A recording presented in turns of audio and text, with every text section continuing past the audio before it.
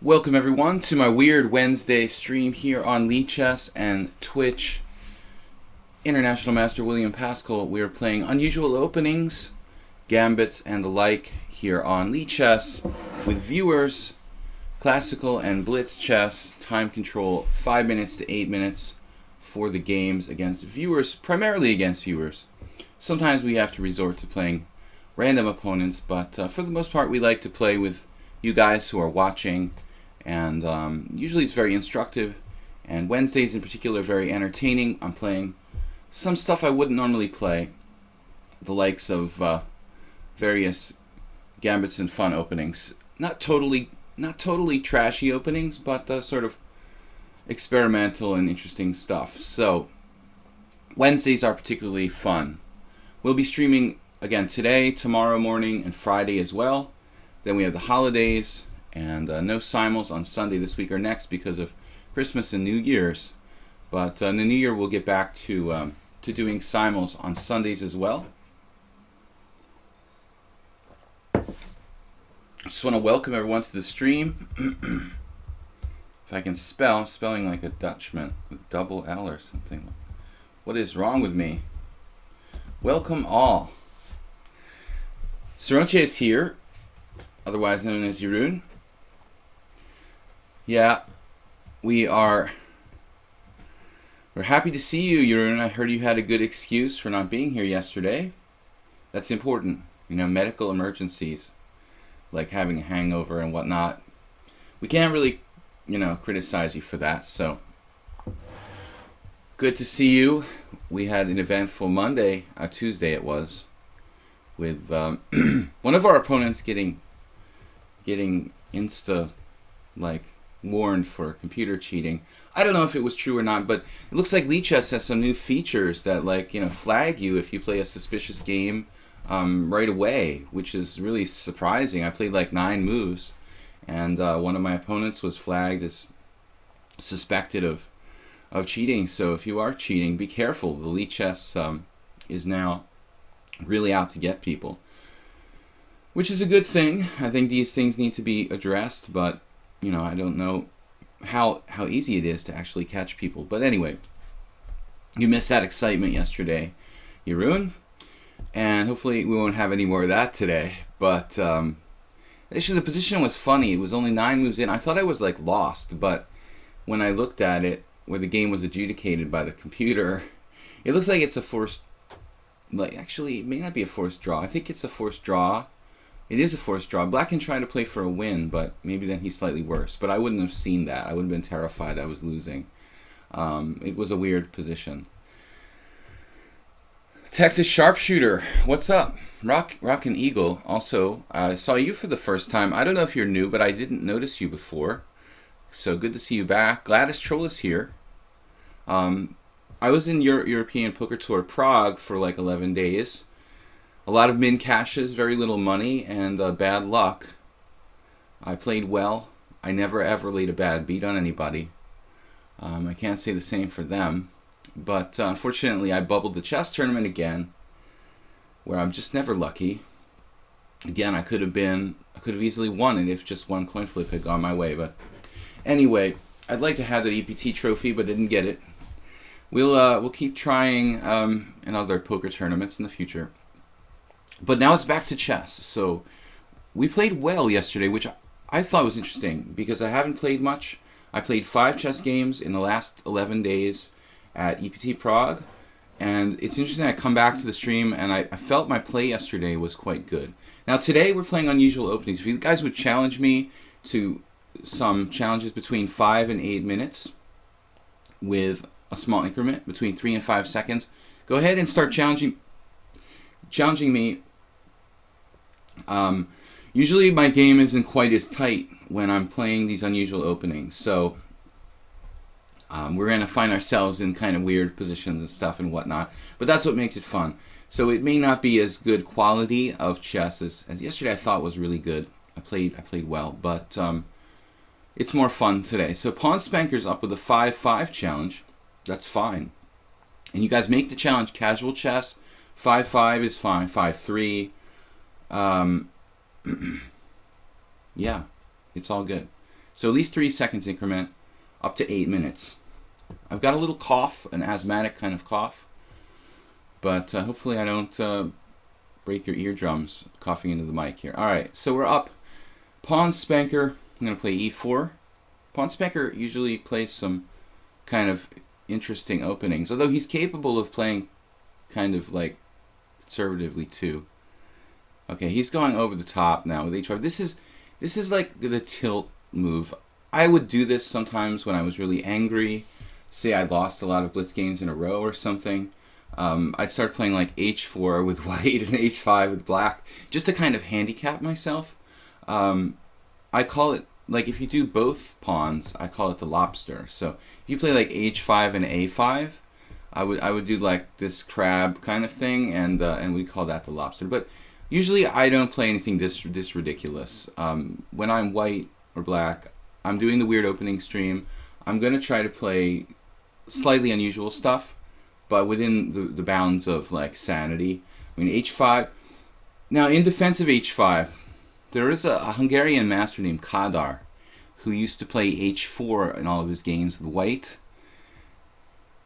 You know, h5, h4, it may seem ridiculous, but there's something in defense of h5 and h4, which I've always believed in. It doesn't weaken as many squares as any other weird pawn move, you know. So the h move, it also opens the rook up. You know, the beginners like to like bring rooks up to the third rank and like slide them across.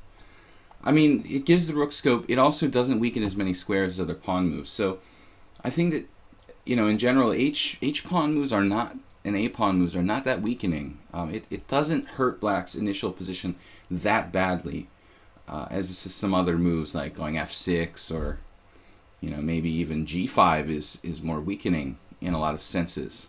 The Grob may be a more weakening move than like H5 or H4. Okay, so it's kind of a quick game. I'm gonna just play and try not to talk through all my time here. He started playing poker too. Congrats on my birthday. Oh, you started playing poker too. Well, if you're a Texas sharpshooter, I mean, you know, I think you've got to play poker. There's just, you know, it goes hand in hand. All right, so pawn spanker.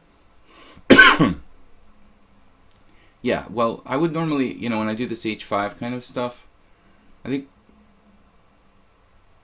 I would play the small pawn center like this and maybe put my bishops on like d7 and e7.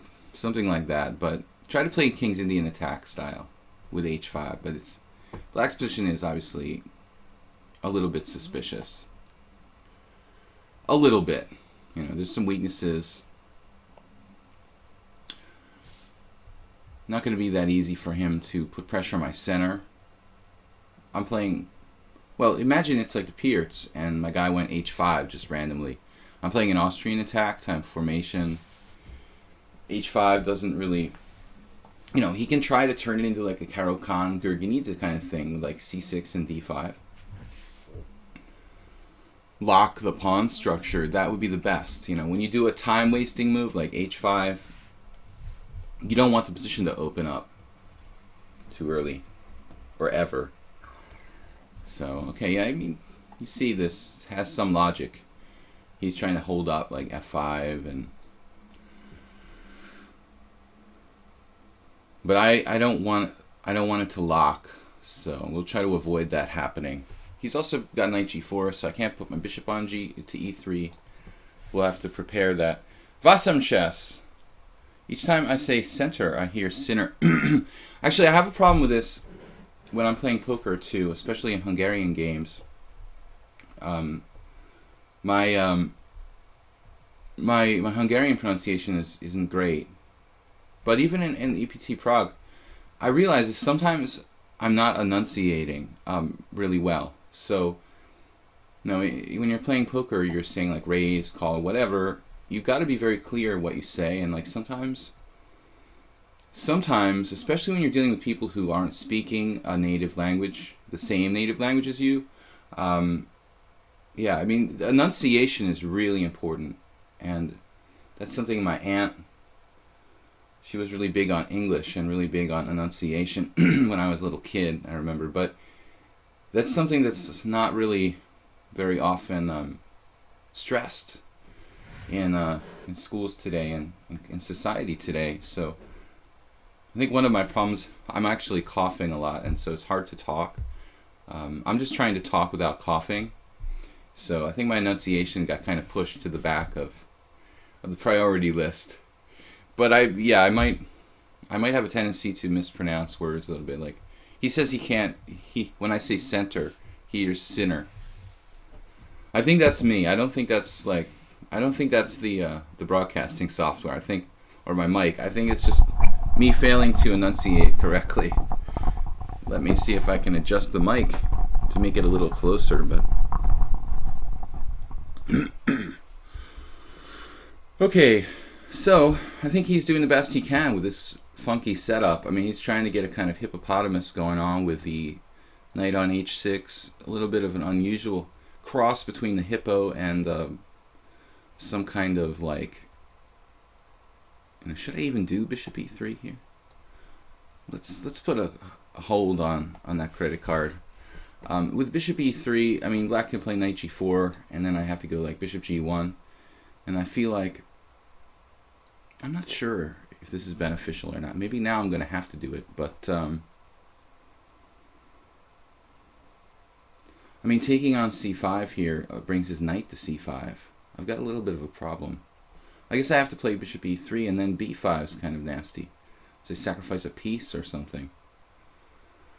We could play d5. But I'm getting very, very low on time now.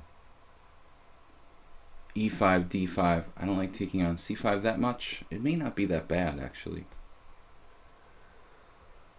All right.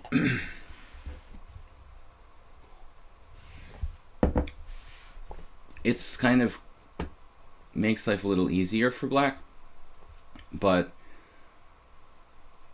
I really think that this is a good Sicilian for white. I mean, that's what it is now with his capture on c5.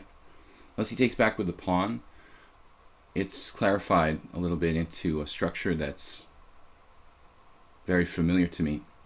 I might even have f5. I'm not concerned about my bad bishop getting captured. A lot of people like put way too much emphasis on bishops being like the better piece than knights. Oh, he took with the pawn here. I think that's dubious. If I play knight e5, black has knight f5. I'm not overly thrilled about that prospect. And b5 seems like a very annoying thing to allow here, so I'm going to stop it with a4. I don't want to have this problem of like b5, c4 trapping my bishop. But I'm afraid this game is going to be cut short by time pressure. Your pronunciation skill is 100% better than mine, though. But I do forget to enunciate. You know, it's like something I don't do consciously. But I'm glad that you reminded me. I mean, because, you know, if my audience was like 95% Americans, I probably wouldn't have to enunciate that clearly. But because a lot of you guys are Europeans, maybe first language isn't English, it's good that occasionally somebody just like is like, okay, look, I didn't understand that, because I am kind of like, you know, sort of using some kind of slangy kind of talk sometimes when I'm not really thinking about it. Bishop d4, a really strange move. I don't want my knight to get sidelined on d1 though. So how can we do this? I guess we go e5 and like knight e4. Nothing wrong with that. Allowing knight f5 though?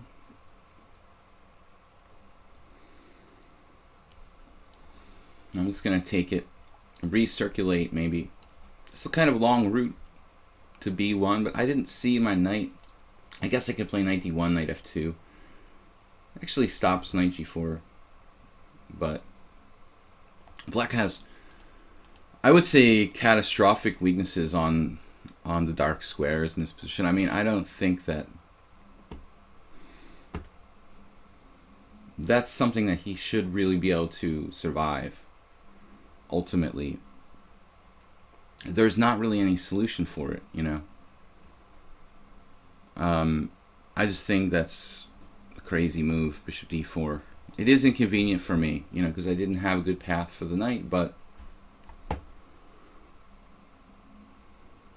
I didn't want to play e5 because I don't want to give him knight f5 and ideas like h4 and knight g3 check or something weird like that.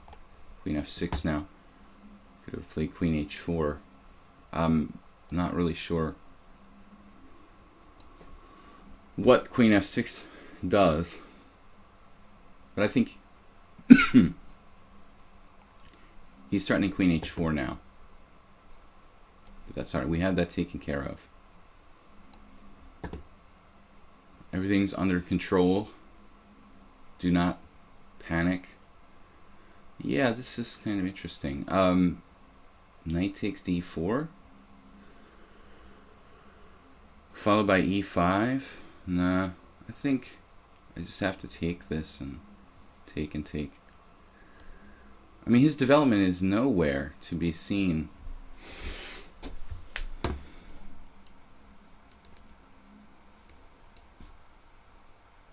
And he gets to take on b2.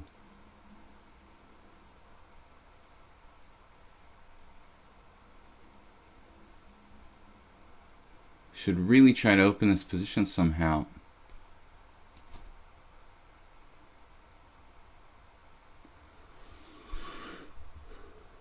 White's clearly better. I don't know that I'm winning, though. Surprisingly, I mean, he's got a very bad bishop. Some weaknesses. I guess I'm probably winning, but it's not as easy as I would hope. F5 wasn't my original plan. My bishop is on a white square here. He's still hanging on.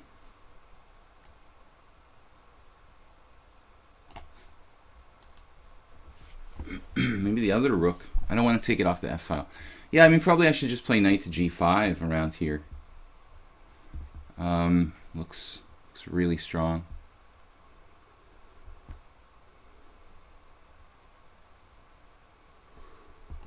He has some tricks yet.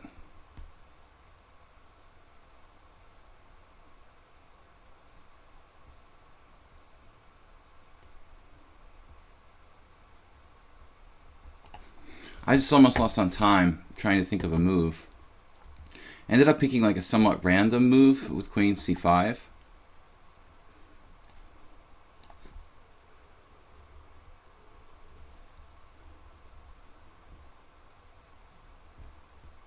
Pawn spanker is pretty resourceful, but bishop d7 letting me on the 7th. It's obviously quite dangerous.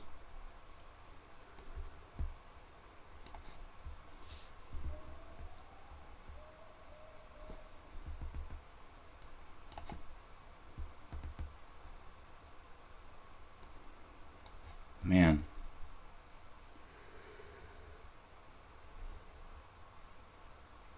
I think he likes the time pressure.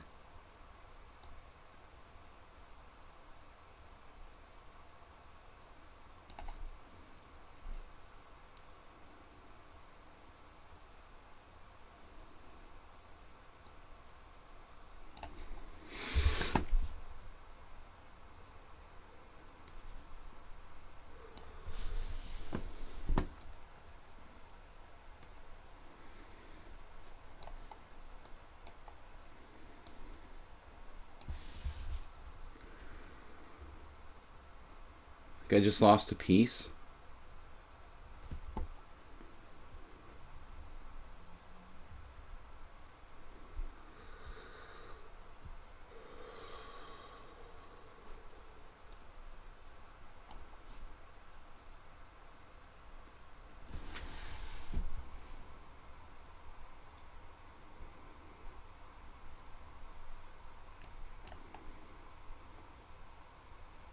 Got it back.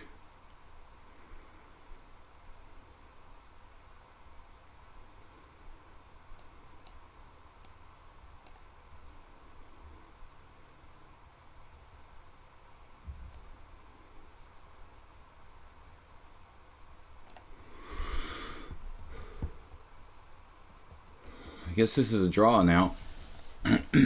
Otherwise, if I try to win the pawn, my king is gonna get really trouble. But pawn spanker is just too fast for me.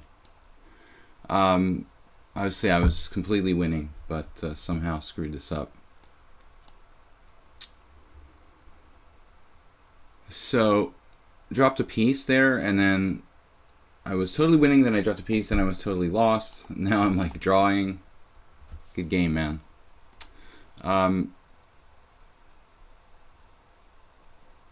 Not a high quality game.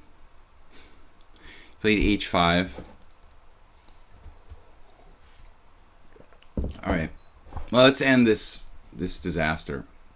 All right, good game, man. Well, anyway, good fight. Let's say good fight, not good game. Yeah. Well, that was strange, but he was too fast, man. He's surprisingly fast. He would do this in my simuls too. He likes to get down to the increment, and then he plays extremely, extremely fast, and very well with increment. It was very, very tricky many times with this guy in my simuls too. You underestimate him because he seems to play slowly, and then when he gets down to just increment, he plays instant moves and very fast, and actually I think even better than when he has time. So it's kind of interesting. He defended, and actually I was lost somehow. So let's try to get a real opening this time. Not something like ridiculous. Etatsor. So h5, let's try to keep that off the board. On move 1 anyway. Something semi-real. Alright, let's try... Let's see. Let's try f4. You ruined our moderator's favorite move. Cesso Turco may be new too. He was just started following the stream recently. I didn't know if he was speaking, if he was from Finland or Turkey, because I couldn't remember the name of the Finnish language, which was Suomi, but he's Turkish. Okay, so, but I didn't realize that the Turkish word has umlaut in it. It's strange. I mean, the Turkish word for the Turkish language. Does that make sense? Anyway, d5. I only really like the Leningrad Dutch, unlike our friend Jeroen. Although I like kind of like the English defense and playing stuff like the Nimzovich, you know, with b3. I really prefer to play King's Indian style. So since I played the King's Indian all my life, the Leningrad Dutch sort of fits, you know, and I've been talking about playing the Dutch myself. Bishop g7. Yeah, okay, so Tatsar plays like classical fianchetto. Safest way to play against any sort of Dutch. Your king side is safe when you fianchetto the king's bishop.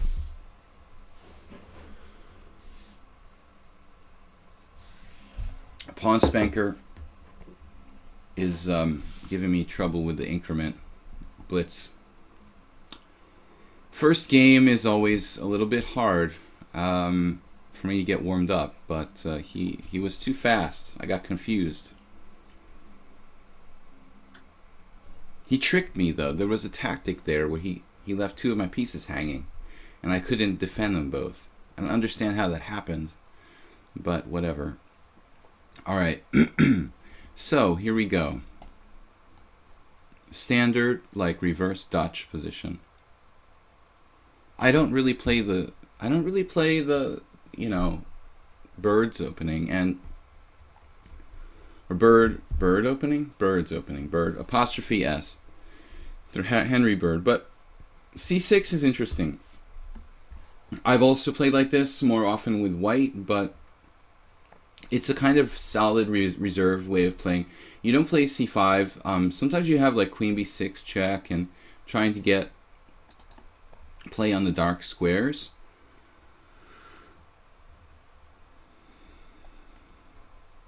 But I can play e3. There's a lot of different ways I can play here. I mean, queen e1. Queen e1, you know, without the knight going like here, it can go to a6 and b4, but queen e1 kind of makes sense, doesn't it? Regarding f2 and e3 maybe indirectly. We're also supporting e4, which is, this is essentially like, kind of like a closed Sicilian almost. Except black hasn't played c5. White's formation is similar to the closed Sicilian. Meisandra. Meisandra.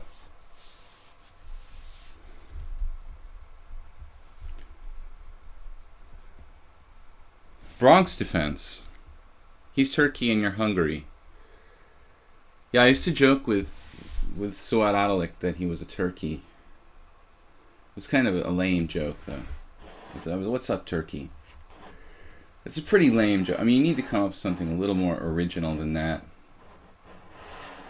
Queen e1. Very, very mature. Turkey and Hungary. That's deep. We've all been there with this sophomoric jokes. Now,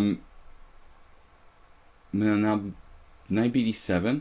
Okay, so there's something I should mention here. I have, well, I have experimented with weird setups against the Dutch and Birds opening. Now, if you imagine black like not fianchettoing, one formation I have played around with is like knight bd7, c6, and queen c7 playing for e5. But in that case, I'd be doing it like really early without bishop g7. So I guess you can think about this kind of thing, you know. But it kind of seems a little bit late for that now.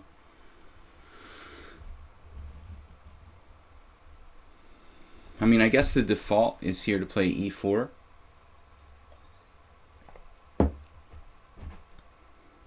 E4, pawn takes pawn, pawn takes pawn. And then maybe he does some sort of e5 type of thing. I could certainly wait a move, maybe king h1, like a prophylactic move. But Tatsuwara is fast. It's not easy for him to stop e4. Of course, it's not my only plan, but it's my main plan.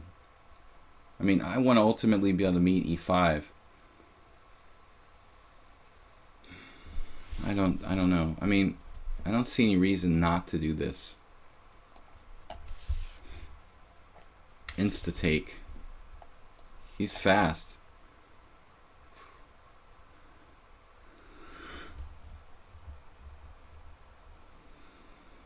My inclination was to play f5 here. I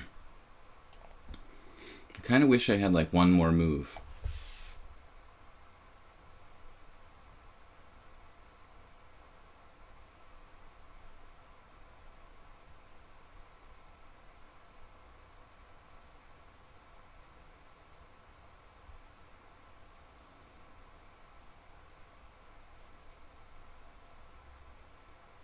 I don't want to take and break up my pawn structure in this position. I mean, I could, but I don't like it. You know, black gets a very good square on e5 for his pieces. After pawn takes pawn, knight g4. I mean, I suppose I could just keep the tension with something like knight c3. It's not so bad. I'm not really sure what he does. Knight c3. I wanted to play f5, but then it's like pawn takes pawn, e4. Is a bit strange. So I guess we'll just opt to keep the tension. I wanna support this pawn.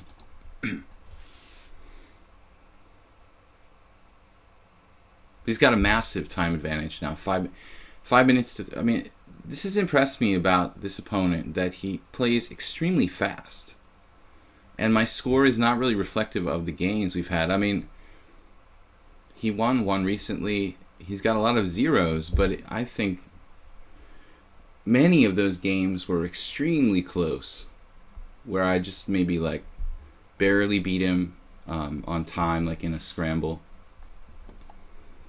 B5.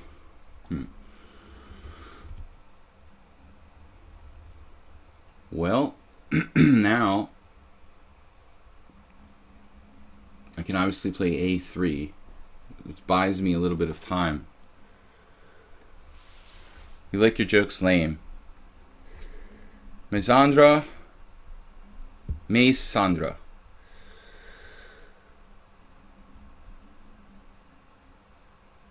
Catapus. It's like an octopus cat. Catapus. Man, I'm in time pressure every game, guys. You guys should use some time once in a while. Alright. Wow. This is awkward.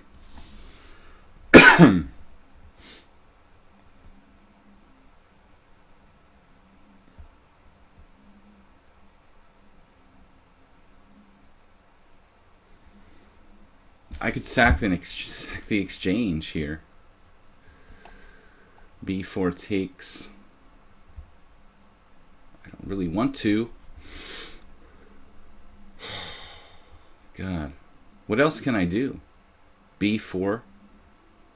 I guess B4. It's sort of horrible, but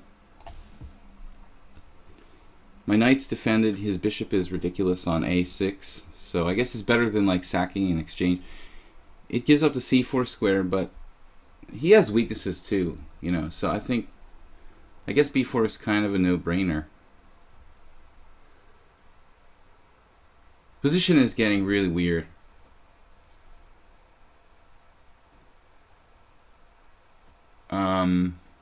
Not sure what's going on here. There's tactical possibilities for him. I'm having hallucinations. I just had a hallucination. I had to take with the bishop on F4.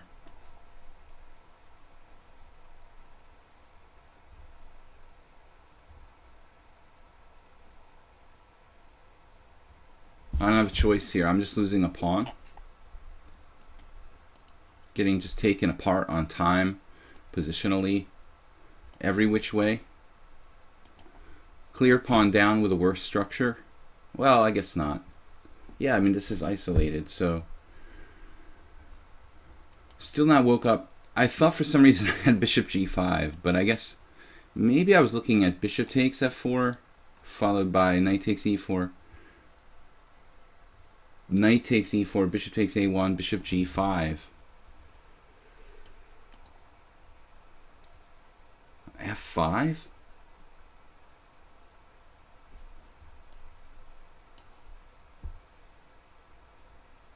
Queen needs somewhere to go.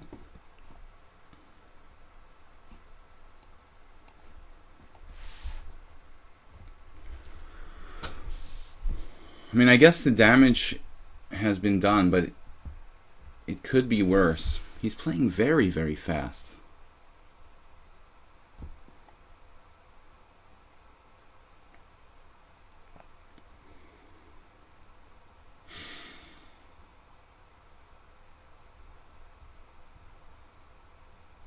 Knight d5. Okay, I guess I have to play this. Unfortunately, I don't think it wins. At least we have some sort of play. And he's so fast.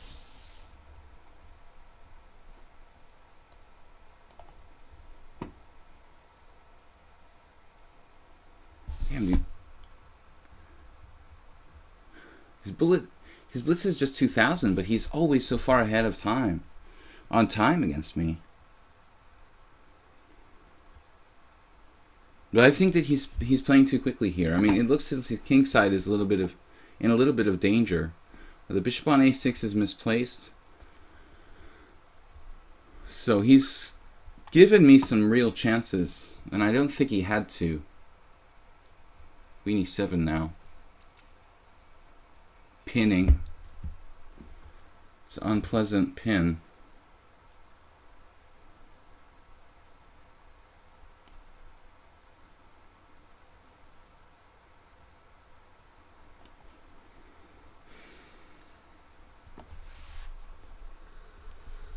Subtle threat. It's so nasty being in constant time pressure. Like, nobody ever thinks.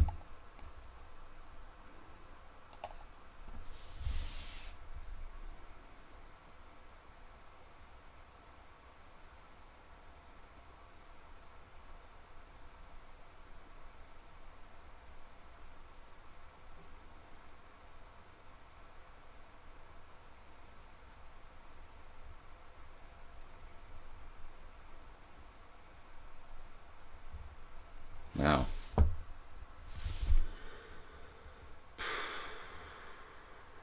could just trade pieces.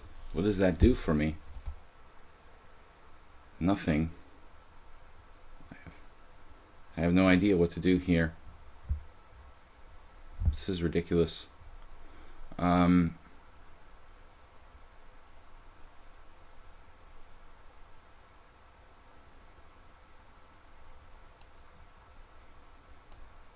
I don't know what to do. I have no other moves.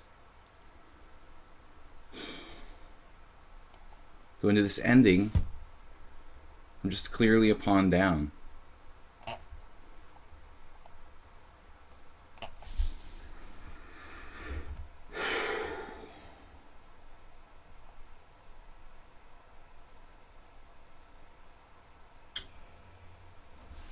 Brutally in time pressure.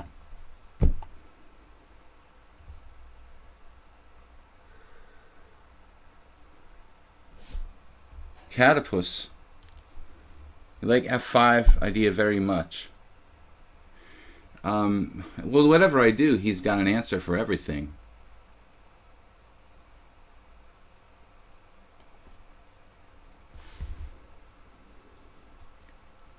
And very quick one, too.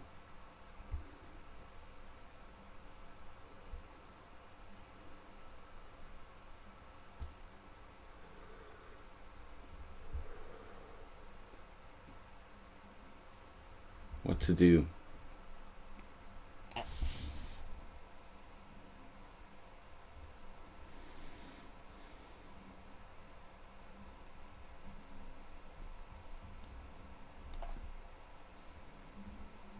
I don't know how he's so strong and so fast.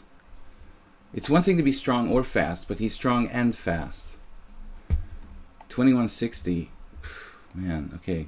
I'll take the bishop pair and try to survive this position. Sniped a pawn here. I'm in check. My God. Trying to make illegal moves.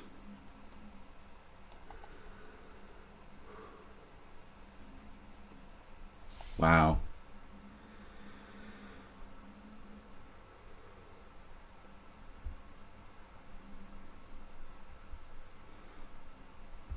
Two-minute time advantage. I feel like I'm playing a GM or something.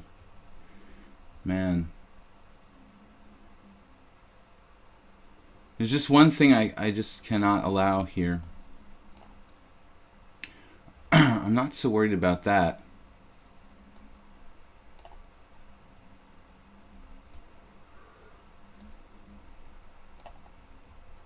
Whoa. I'm not sure if that makes the biggest difference. Let's just take this.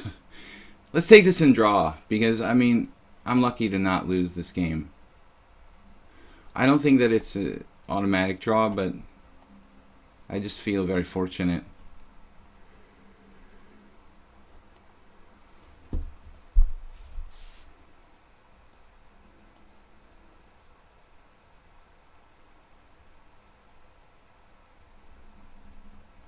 I was totally, like, sure I'm lost here.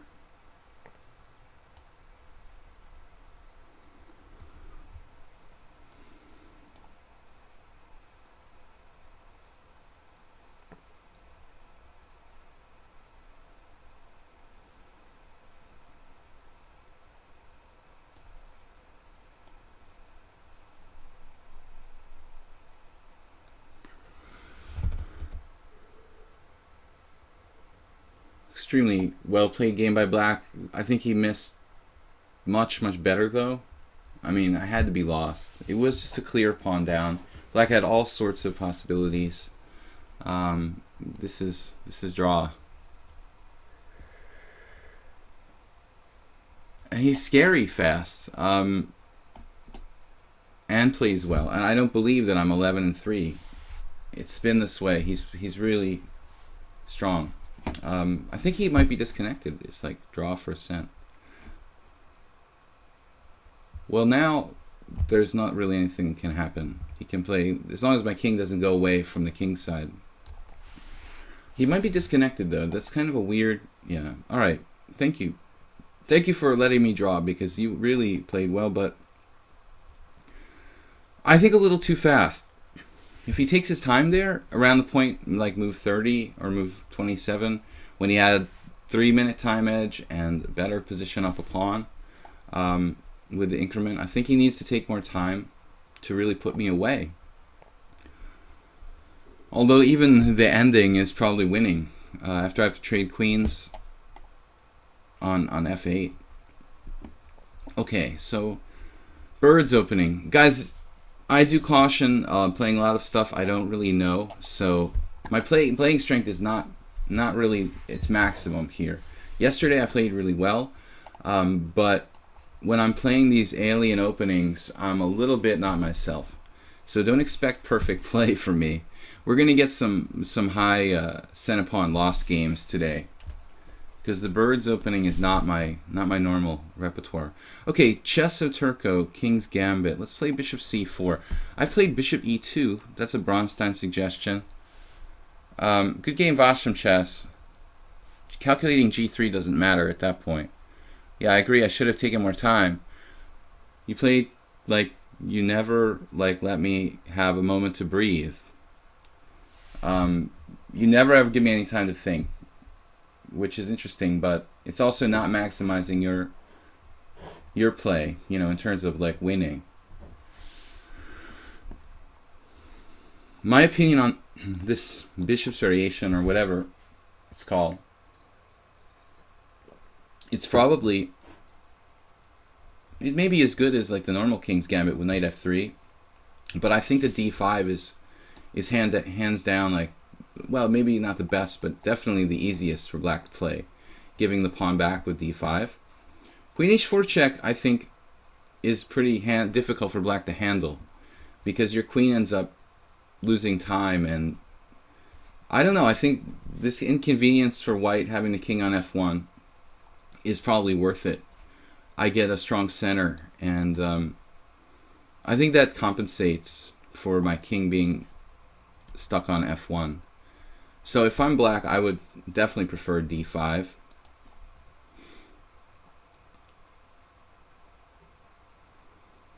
I don't know if I really remember anything about this seriously.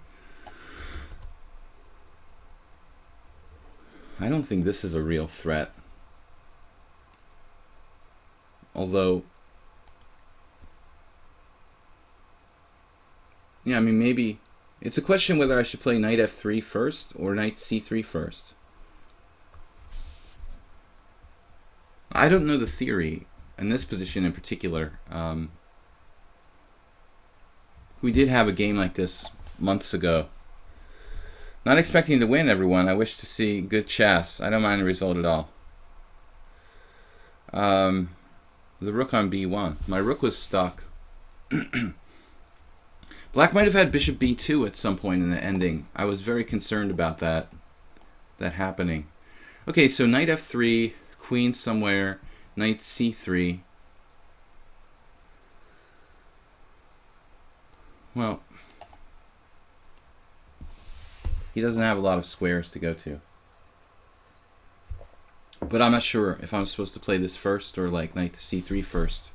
I was just looking at knight c3, knight g4. It doesn't look right, but knight c3, knight g4, like queen e2, bishop c5 or something. Doesn't really look correct though. Knight g4 and bishop c5. Black a little bit developing kind of in an artificial way there. If we look in some old master games, I think we'll probably find this position, some games from the 1800s, maybe even earlier. Well, not earlier than that, probably. Queen h6. Queen h6, not queen h5. Interesting. I think the queen h5 is... Queen h5 is probably better, because you're pinning my knight and you have a lot of like lateral mobility, whereas on h6 you're kind of stuck there and cramped. The queen is cramped. Actually, I have knight e5 right away. That wouldn't be possible after queen h5. But maybe black can do like a d5, sacrifice again. I don't know. I don't want to get in brutal time pressure again, guys. Welcome to my stream, by the way. I'm kind of under the gun with a lot of time pressure here, so I haven't had too much time to like say hello and introduce myself to, you know, anybody new. I had a lot of moves there. I could, in fact, well, e5, d5, probably okay for black. I don't like the queen on h6 though. That doesn't look right.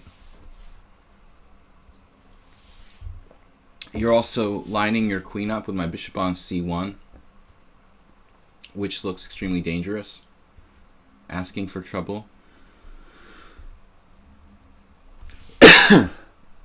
Okay, c6, sensible move. Now what?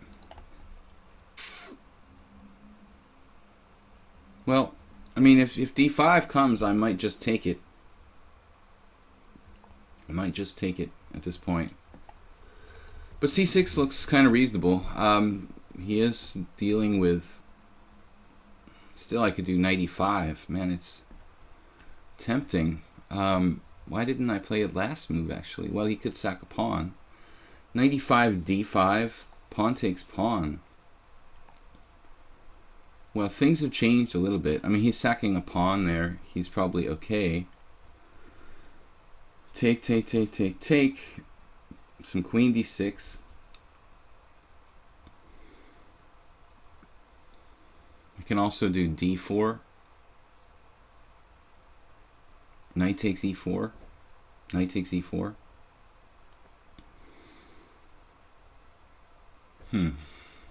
Alright, this is going to be complicated. I'm going to try it. Again, not possible, you know, if the queen is on h5. I'm not really sure what's going on here. I know I have to take this.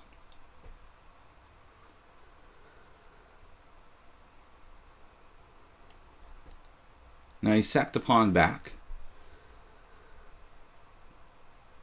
And we're even material. And again, I'm with less time. What's that? Bungleman. Uh-oh, we've got somebody banned words. Okay. Yeah, I know about that Vashon chess. That's an interesting line. Knight takes e4 and knight takes e4 and bishop takes f7 check. Those are possible, of course. He sacked the pawn back this way. Now he's ready to castle. My king feels... My king feels a bit airy on f1 now. Let's see, d4. Well, he's ready to castle. That's very annoying, but what else can I do? Pretty irrational position here. But this is opening up the bishop on the queen indirectly. It's pretty much forced. So Spassky, Bronstein, I hope you're there watching over me. I don't know, you know, if I did anything wrong here. I mean, it seems pretty logical the way white has played this position. Now what? Queen f3? Well, black can play g5. I guess that's the plan. So I'm not sure I want to bother with something like queen f3, but I need to complete my development in this position. g3 looks insane. We take on c6, perhaps helping him develop. Doesn't seem that logical, does it? To help him develop here. Man, I have no place to put my bishop. It's a serious issue. If I play h4,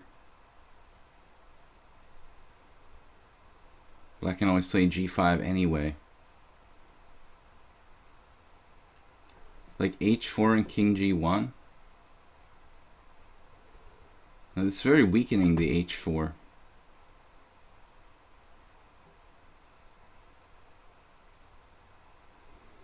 I really don't know what to do.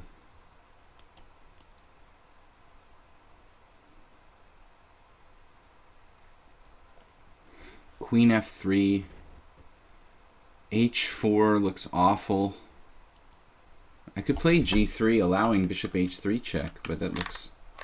it's very dangerous, and it helps him develop quickly. Cesso Turco is 1600. Man. We're going to be down to our increments here in a second. King g1. I really don't know what to suggest. Strange situation. h5. h4 allows knight h5 too. I can't seem to go there. I really don't know what to do.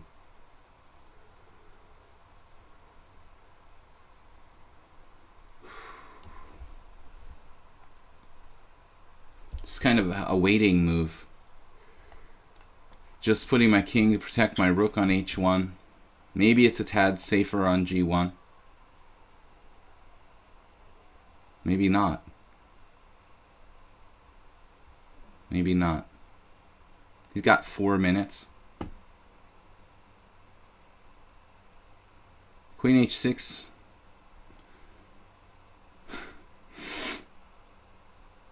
In some positions, I think queen h6 might even be good. I thought it was clearly a bad move.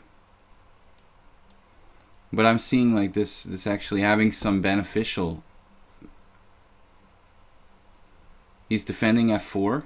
I thought this is clearly like a situation that would be bad for black, but it turns out to be very awkward to actually protect this pawn, to attack this pawn, and g5 I thought would be weakening for black, but there's very little way to actually exploit it. I mean, maybe I have h4. That's what I'm trying to do, to play like g3 and h4 in some lines. But he's also got h5 for his knight. This isn't possible with the queen on h5.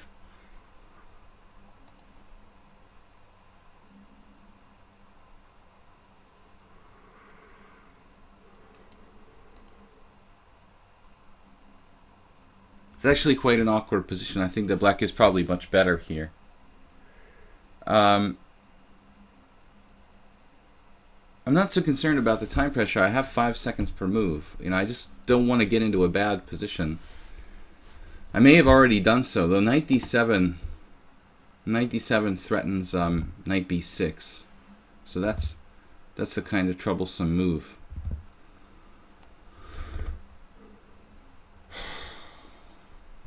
It's like no good move for me. This is really weird. Black's just winning. It's pretty strong, actually.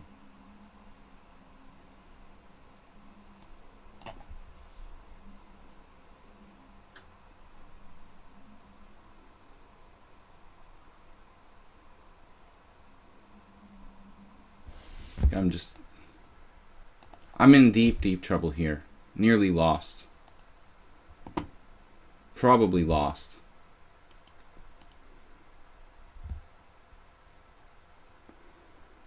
King G1 didn't help. Can't develop my bishop on C1. It's very strange. Not my lucky day. Cesso Turco. 1400 in bullet.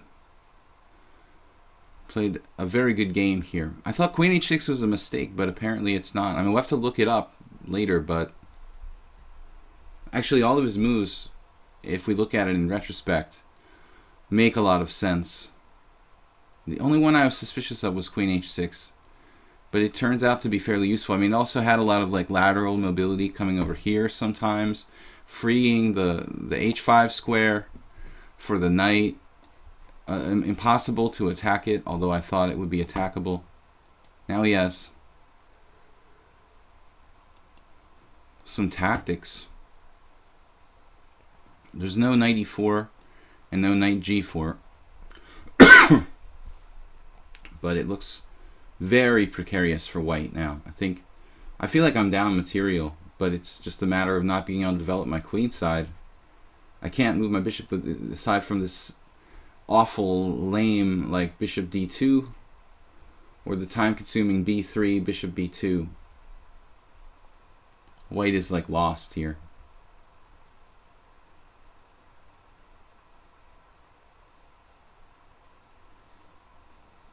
I'm surprised if I'm not lost in this position. I mean, this looks lost. My king is open. Material is even. Black's better developed.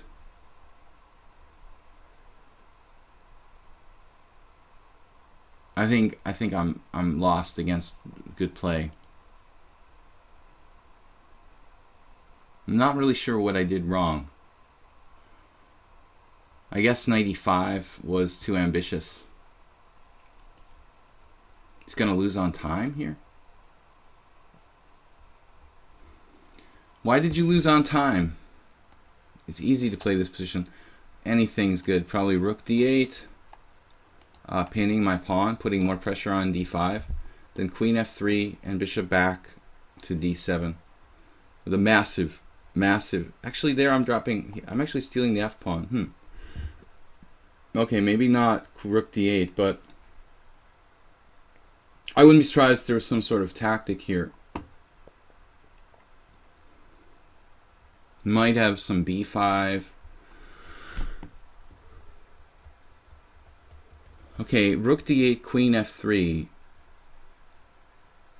does possibly win the f pawn for me.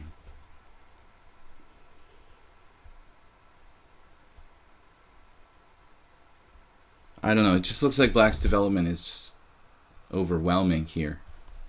What you guys think, but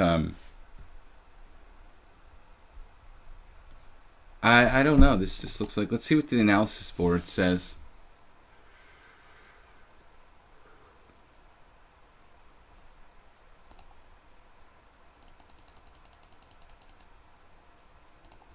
It's very strange. I mean, there's 6 games with queen h5. But the engine likes queen h6 better. It's very, very rarely played. White won 1 game in that position. So this is like a computer improvement. Maybe queen h6. On the surface it looks worse, but when the engine looks at it, it sees it's better. It's funny. There's a bunch of Grandmaster and Master games. Almost everybody played queen h5. Queen h6 is the stronger move. There's only 1 game with 2 random 2200s. c6. That's the second best move. Oh, now the engine thinks that's best.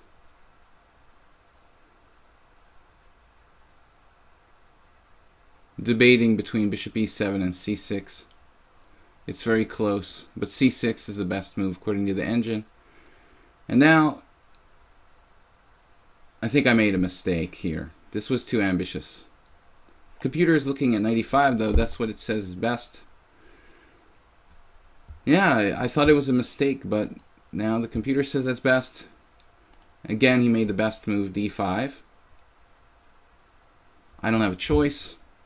Black's better.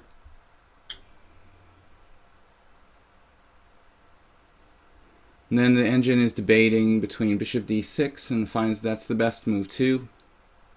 Bishop b4 is maybe good too. So it's close. Bishop b4 is better than bishop d6. But it's very, very close. Now what can I do? I think I played only moves. I mean, I guess I could take on c6. I didn't see that. It's sort of strange move. Now this looks best. And in castles is obviously best. And now here, I'm supposed to play queen f3.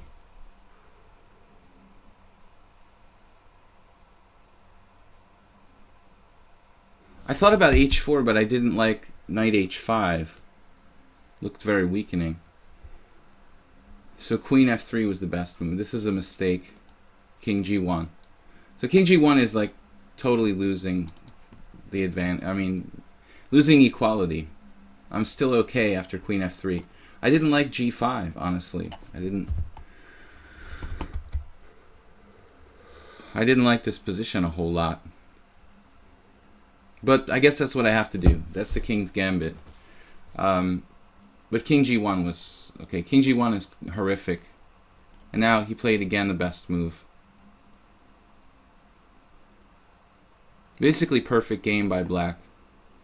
Maybe you could just improve like with a little bit with bishop b4 instead of bishop d6, but basically flawless game till the end when he lost on time.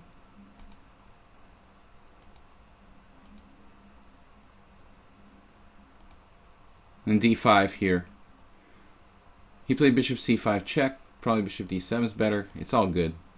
Yeah, this is a winning position when he lost on time. The material isn't winning, but the position is winning. It's just, yeah. Black played a perfect game.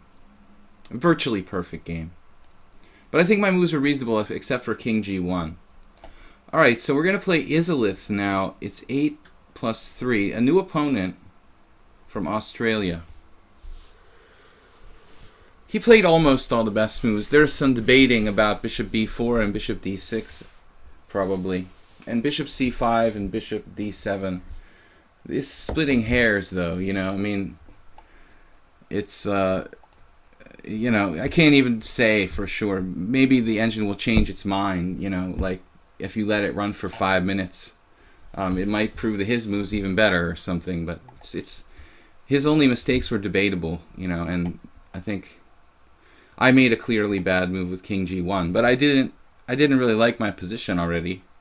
Black's probably slightly better. But the interesting thing is queen h6 in the opening. So that's a move that nobody knows about, apparently. Alright, here we are. Sicilian defense.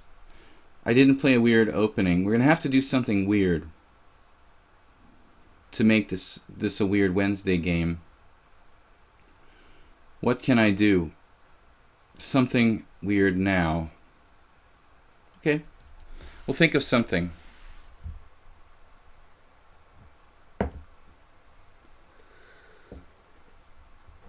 Salty Ego. Yeah, I can use some challenges. We've got 2 challenges, but Salty Ego, you're always welcome, man. Bishop d6 better than bishop d. Yeah, it's hard to say. I'm not sure. We'd have to let the computer engine run a little bit faster. Okay, what do I do? I'm going to think of something unusual here. That's what I can do. It's the best I can do for you guys. Unusual openings. So, not a lot of options, right? I mean, everything is standard. I mean, what can we think of here? I know one thing I can do. There's only one thing we can do here that's unusual. That's not stupid. Once I saw this guy Smetan play this in tournament in the U.S. There is a couple Smetans. I think they're brothers. One is like a stronger one and one is a weaker one. But the weaker one played d5. And this is not that stupid, but it's a very unusual variation.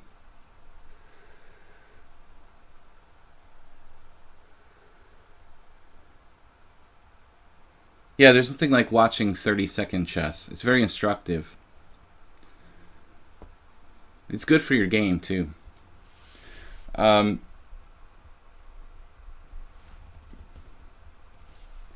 Railbird80, welcome. What's up? So, maybe a significant improvement for black. Queen h6 over queen h5 in that King's Gambit. Izalith played f3. So, the point is, you know, bishop e5.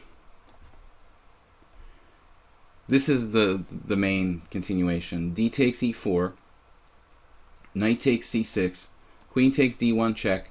King takes d1. And then I don't take back on c6. I play a6. And this is a playable line for black. It's not great, but after a6, bishop a4, bishop d7, I pin his knight to his bishop on a4.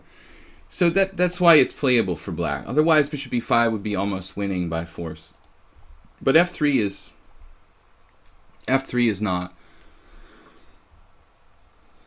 not good under any circumstances. Maybe white is okay, but he's lost his opening advantage after f3. So I don't know what they call this line with d5, but call it the Smetan variation. I saw that guy play it. Alright. Well, I guess we could transpose to things like that again. But knight f6 should be fine. I can also take on e4. Knight takes c6. Queen takes d1. Pawn takes c6. Takes back on e4. But it's kind of boring. It's like an ending. You know, the ending is sort of boring, and I want to win, so I'm going to play for more. But if you want equality, then pawn takes pawn is probably okay.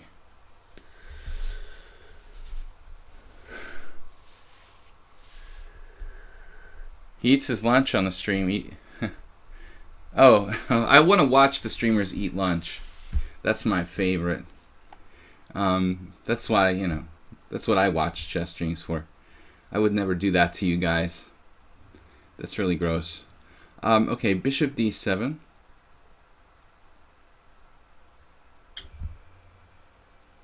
Well, if I do play bishop d7, which feels almost forced, bishop takes c6. We have lots of options. All right.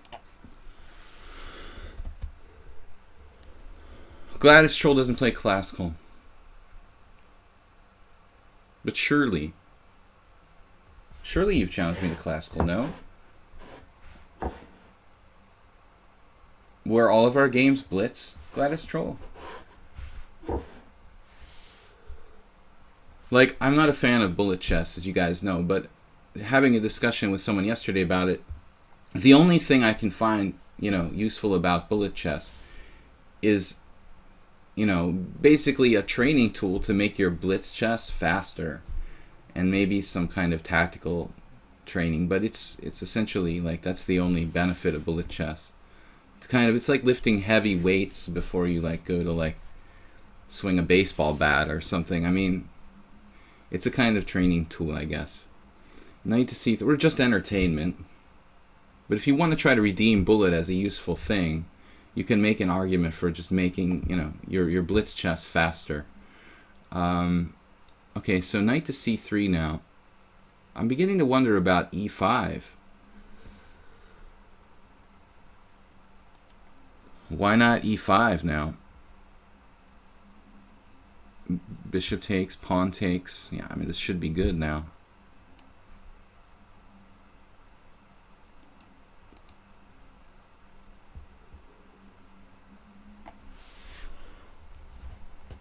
I mean, I think that he lost his opening advantage with f3.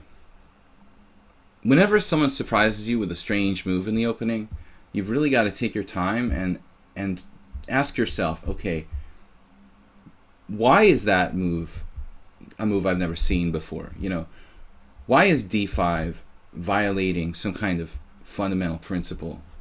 And what kind of fundamental principle is it violating? How can I take advantage of it? You have to be incisively trying to punish the strange moves when you encounter them.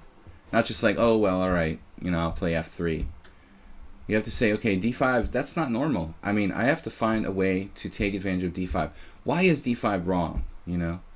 Black's opening the position too early. He's not developed. Now, white is dropping a piece here.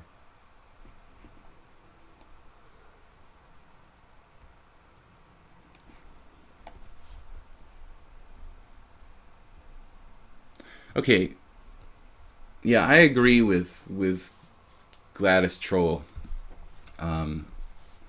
This name of this time control is extremely weird. Yeah, I mean, it's basically rapid chess. It's like anything between blitz and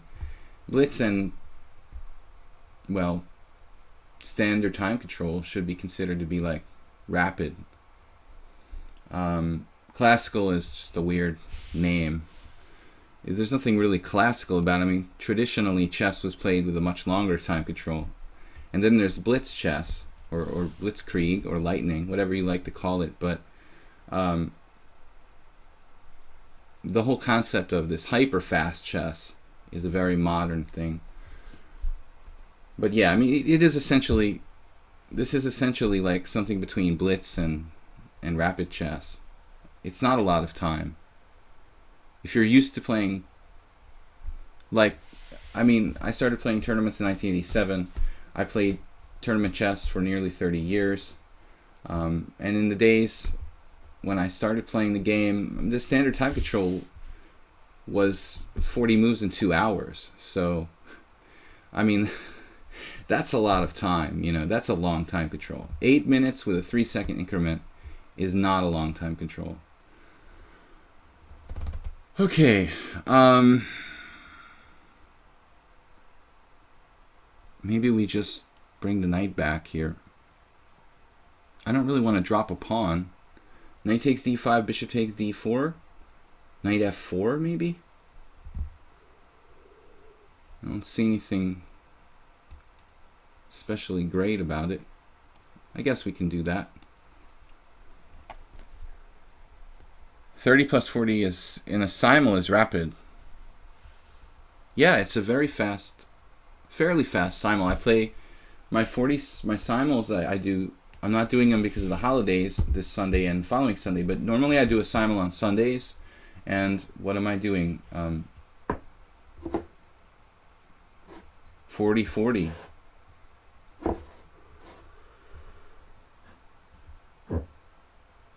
Or is it 30-40? Can you guys tell me my own simul time control? I'm forgetting now. I haven't done one in 2 weeks. Is that my simul time control? 30-40? I guess it is.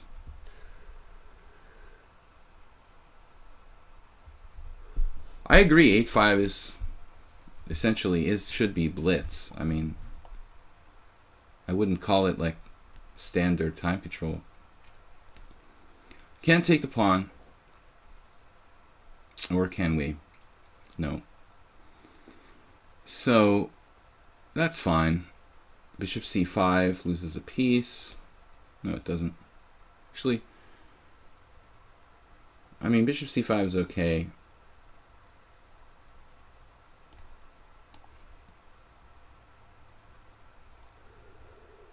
(40-40). That's my time control. Are you sure, Salty Ego? Have I been doing 40-40? The webcam frame rate, yeah, and the frame rate for the webcam is really not that critical, but it is a little slow. But I don't want to. I don't want the stream to get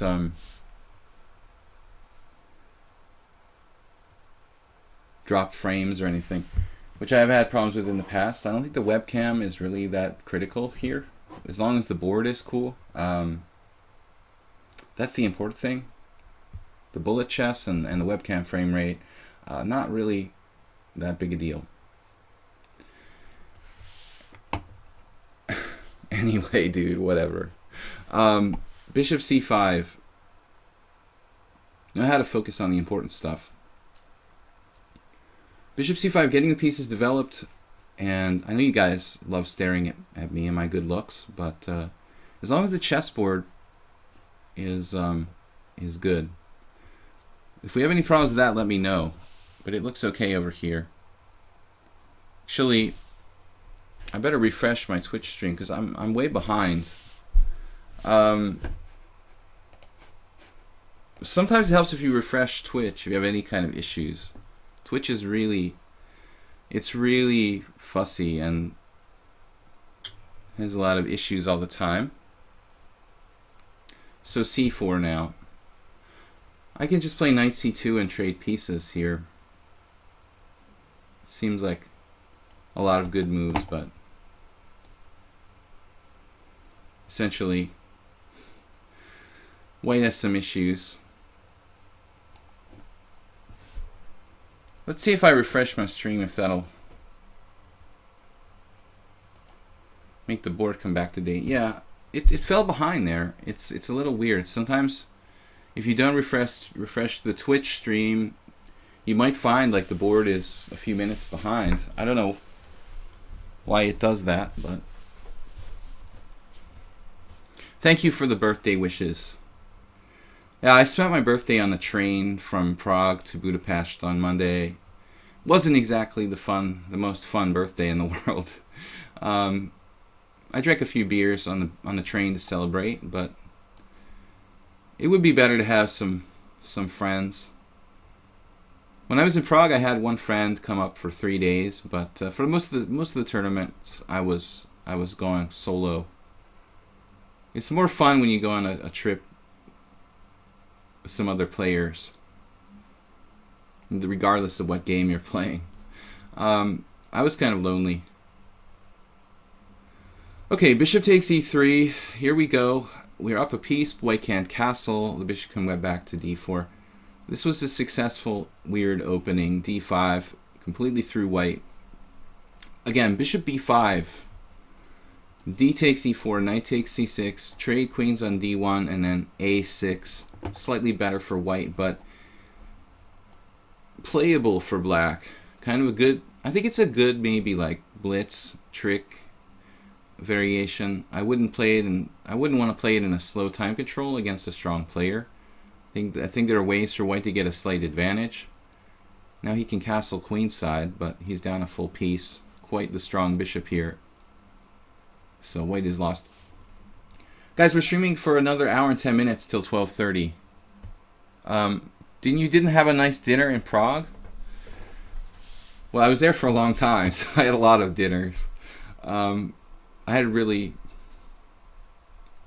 only one nice dinner. Most of the time I was playing poker and at dinner time, so I had a really big breakfast every day, maybe a small dinner.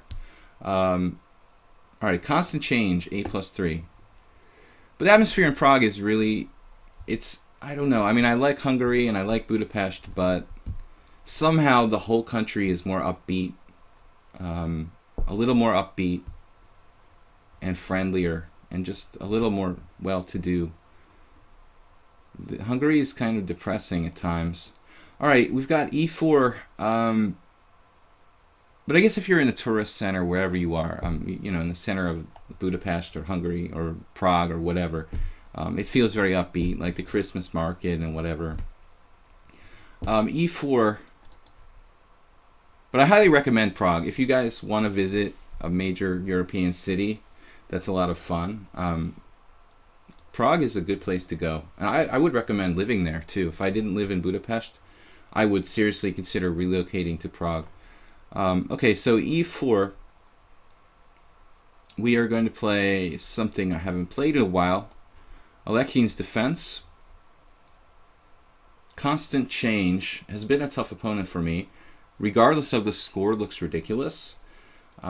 He's played a lot of very tough games against me. He's fast. He's over 2,000. Doesn't challenge the Alekhine's defense with e5. Interesting. Plays. This is a pretty popular club level variation. D5. E5 is much sharper there. But black has a bunch of different ways of handling that position. Now, knight f3. We may have played this once before, but this is not the main line. Most people play bishop c4. Berlin is fun. Berlin is fun, but Berlin is not fun. This week there was a tragedy yesterday. It's kind of scary, you know. That could happen anywhere, including Prague, including Budapest. Very scary stuff. So my thoughts go out to those in Berlin.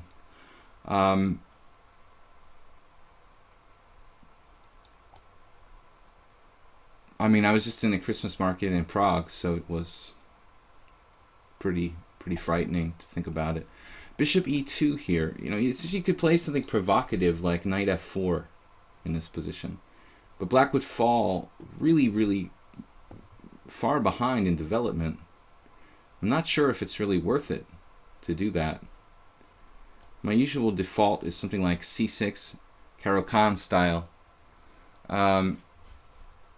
What poker? I used to play semi-professional. Yeah, no, we were away for 11 days at the European Poker Tour, playing side events for the most part.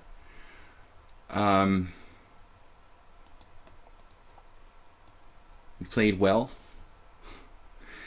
We have a good in the money percentage, but very little cash. It's a typical situation. Have to just think about the long term. Knight d7 here, Caro-Kann style. Taking on c3 in these kind of positions is troublesome because white often gets kind of nasty counterplay along the b file. So when I'm given the choice, generally speaking, I'll kind of shy away from this capture because it's always awkward to defend along that b file pressure. The double pawns sort of help his center be more solid too.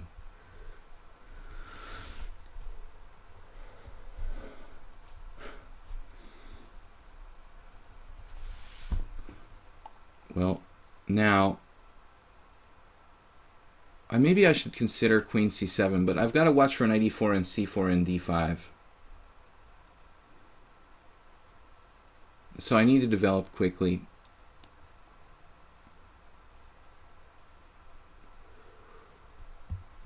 I wanted to win the EPT trophy for the chess and poker tournament, but again, 2 years in a row, I got really unlucky when I needed to be lucky right before the money in that.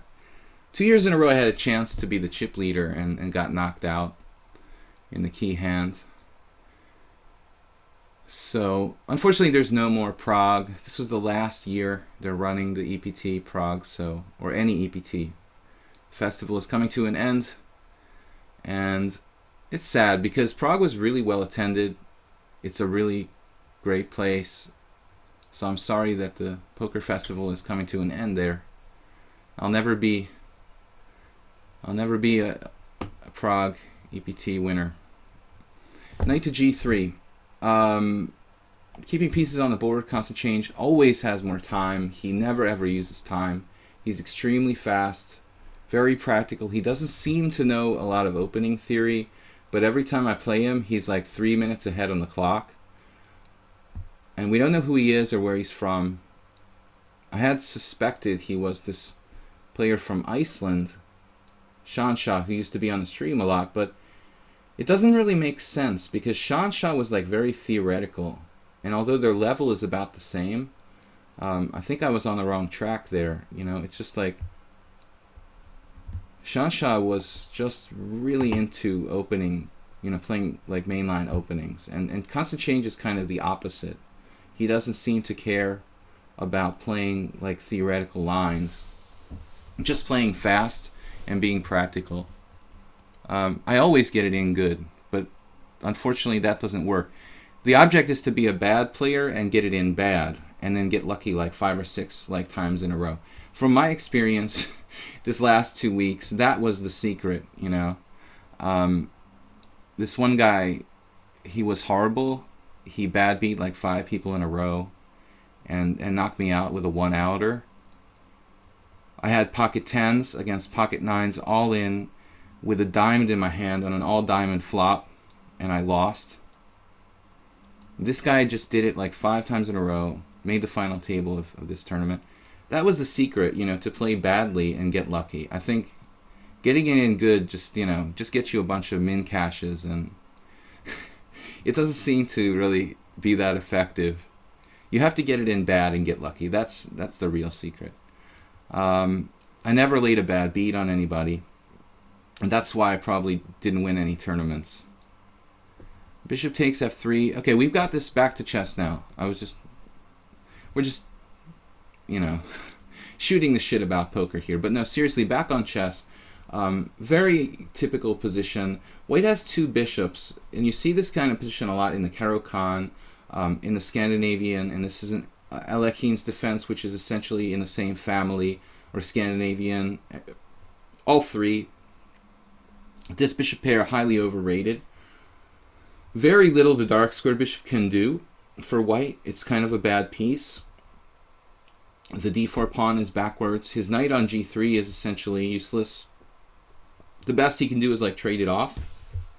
So I don't think white holds an advantage here. And I did recently look at some similar positions with one of my students. a5 is a good idea. Rook e8 is a solid move. And otherwise, there's no need for me to do some kind of pawn break. Like, a lot of players think they need to make a pawn break in this kind of position. That's a mistake. You don't need to make a pawn break. I don't have a bad piece. You don't need to do anything for black. Just like keep a solid position. And then maybe play against this pawn on d4. Maybe grab some space on the queen side. Work the dark squares a little bit. White, you know, has to be careful not to overreach himself and be worse. But it's actually a perfect position for this kind of guy.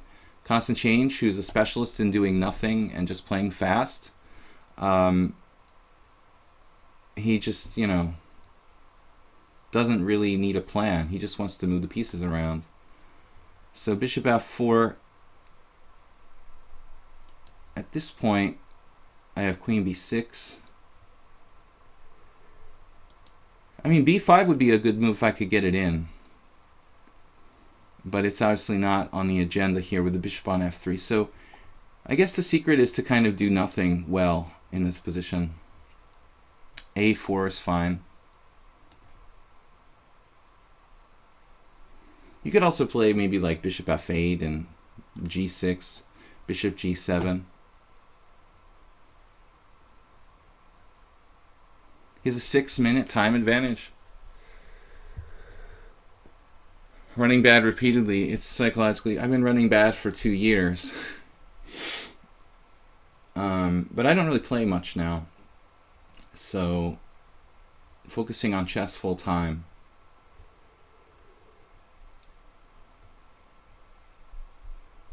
But the theme of this past poker festival seemed to be bad players winning a lot of money and getting very lucky. The guy who won 2nd place in the high roller 10,000 was playing next to me in the turbo. He was one of the worst players, or at least played maybe the worst I've ever seen out of anybody there, and he won like $700,000. It's kind of scary. Absolutely baseless and horrible play. All right, now what do we do? Bishop f8. The constant change, I mean, dude, that's a weird move, b3.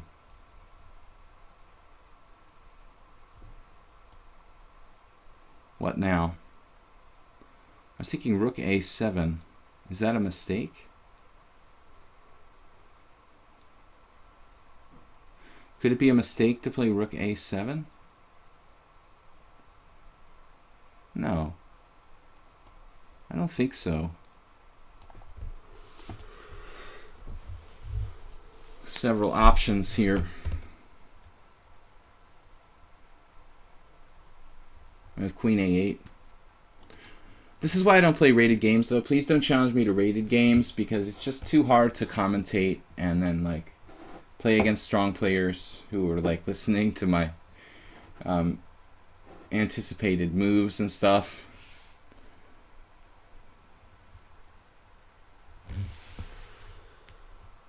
This kind of position, you hate them as black? Well, I think you just have to have the right attitude. A lot of people feel like they have to do something, and I think the secret here is not to do anything. Like I was saying, a slightly different position. I had a student without the bishop on f3 doing like a c5 break. A c5 break, all that does is basically open the position for the two bishops to be stronger. So we shouldn't really be doing a whole lot with black.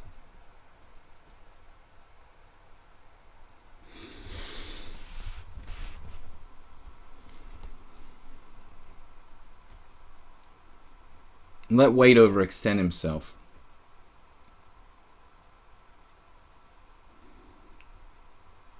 The constant change has this horrible score against me. It's not indicative of the way he's played. The only reason his score is so bad is because every time we like get into some sort of time scramble with an equal position, he ends up like blundering. Or I mean, I've never really convincingly beat him in very many of these games. Mostly just kind of winning equal positions. Okay, he's on my pawn on h7, so g6 is a possibility. He's also threatening d5, though.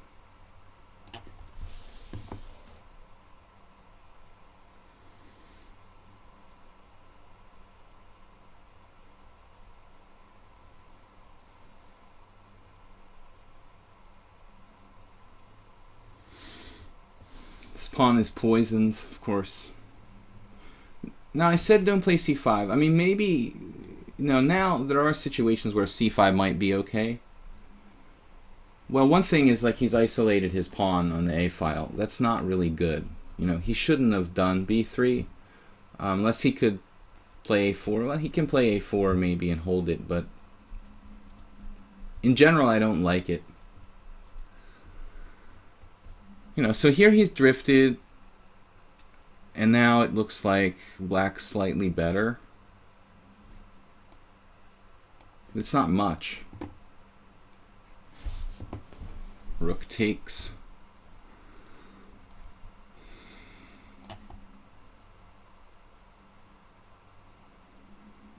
We try to put weakness. Try to put pressure on the weakness. Try to put weakness on the pressure. Try to put pressure on the weaknesses.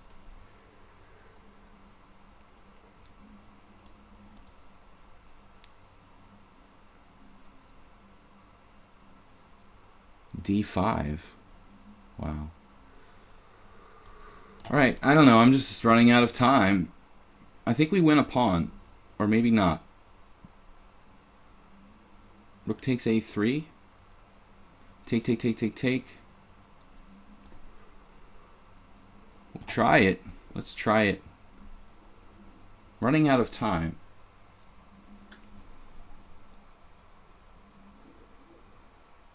Where did that come from? What is that?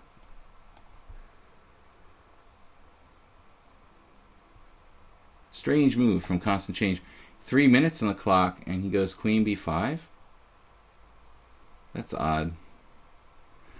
Yeah, that's what I'm talking about. I mean, I never really beat him in a good game. It just seems like he loses randomly. Okay, so it was probably, even there, I mean, I think it's still possibly drawn. Rook takes a3. He has to play queen takes a3. Maybe he meant to play rook takes a3, queen takes a3, then queen b5. He just forgot to exchange on Yeah, that actually looks okay. I could take with the bishop as well, but rook takes, queen b5, queen a8 and d6, and white has a lot of compensation. So I'm just sort of confused how I won the game or why, but it's probably a draw with correct play.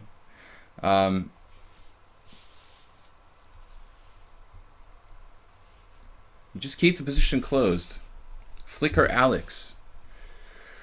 Nanonoka got second in a 2:15 on Twitch today, which was a fun run to watch. Yeah, sometimes I watch Nanonoko's videos and stuff. He's not bad. I like how he plays. He's a very logical player. Good player to learn from. All right.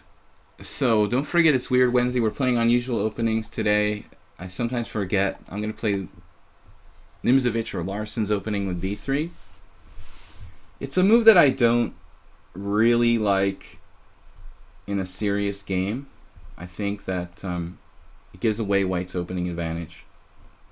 g3 is kind of like, well, maybe we can still get a tiny edge, but with b3, I don't think so.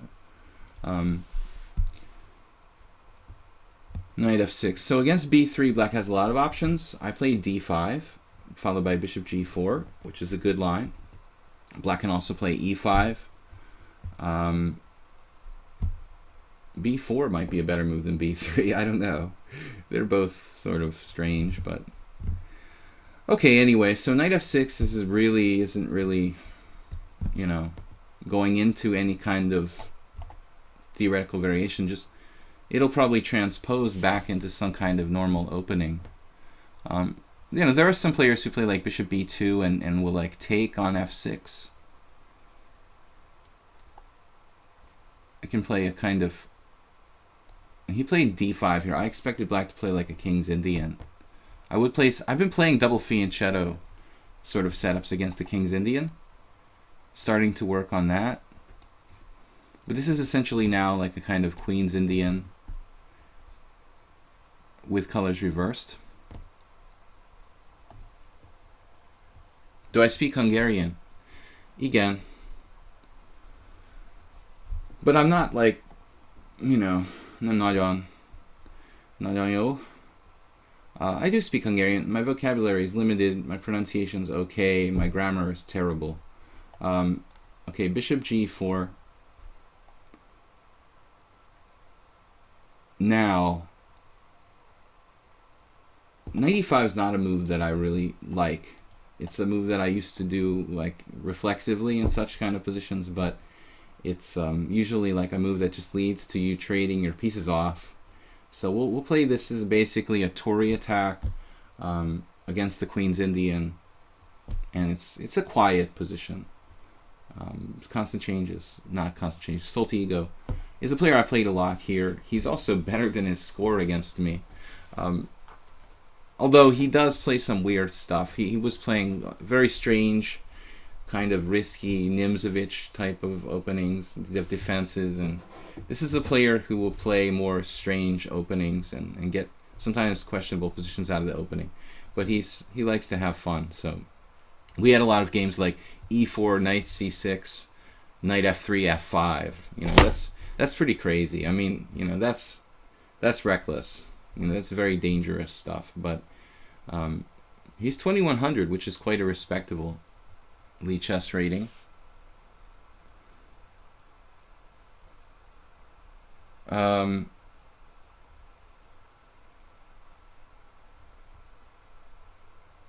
Constant Change has a FIDE tournament coming on 23rd December. Time control 60-30. 60-30? Usually it's... What do you mean by 60-30? It's 30-second increments? Or 30-second, like 30-minute second time control?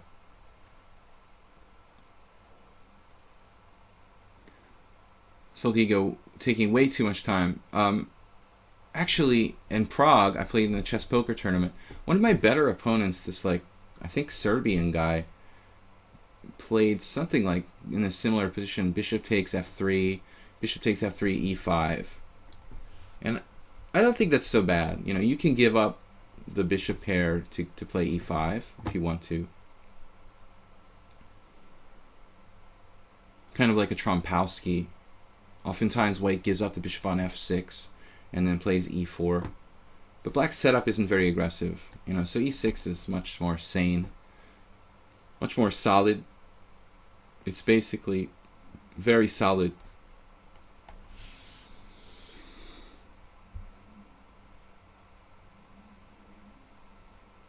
Not an exciting line. Bishop d6, and now two ways for white to play, really. c4 or d4. We can also play like d3. It's a little bit more passive, but it keeps the position a little more tense. Maybe not trading any pieces. d3. I mean, I'm still going to play c4 probably at some point. I'm a little concerned about some lines where you play like c4, maybe the knight, you know, has some getting into their possibilities. Okay, we can commit ourselves later. I don't really like d4. You know, it's a Kolynowski system.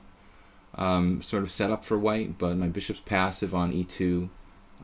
I'm blocking my bishop on b2, and I'll play something. It's okay if you want to draw, but if you want to win, I don't think that d4 is really a very dynamic way to play the position. I mean, it's going to be hard to win anyway, you know, with this hedgehog type of position, but at least I keep the pieces on the board. I keep my pawns flexible.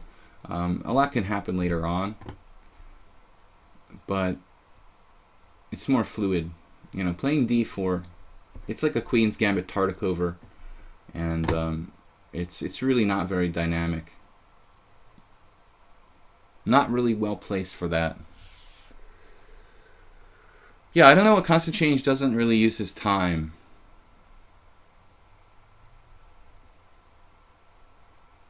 Maybe he's just used to playing fast time controls. We have a lot of opponents like that. Sometimes I just simply lose on time, and they're, you know, they're getting the best of me. But more often than not,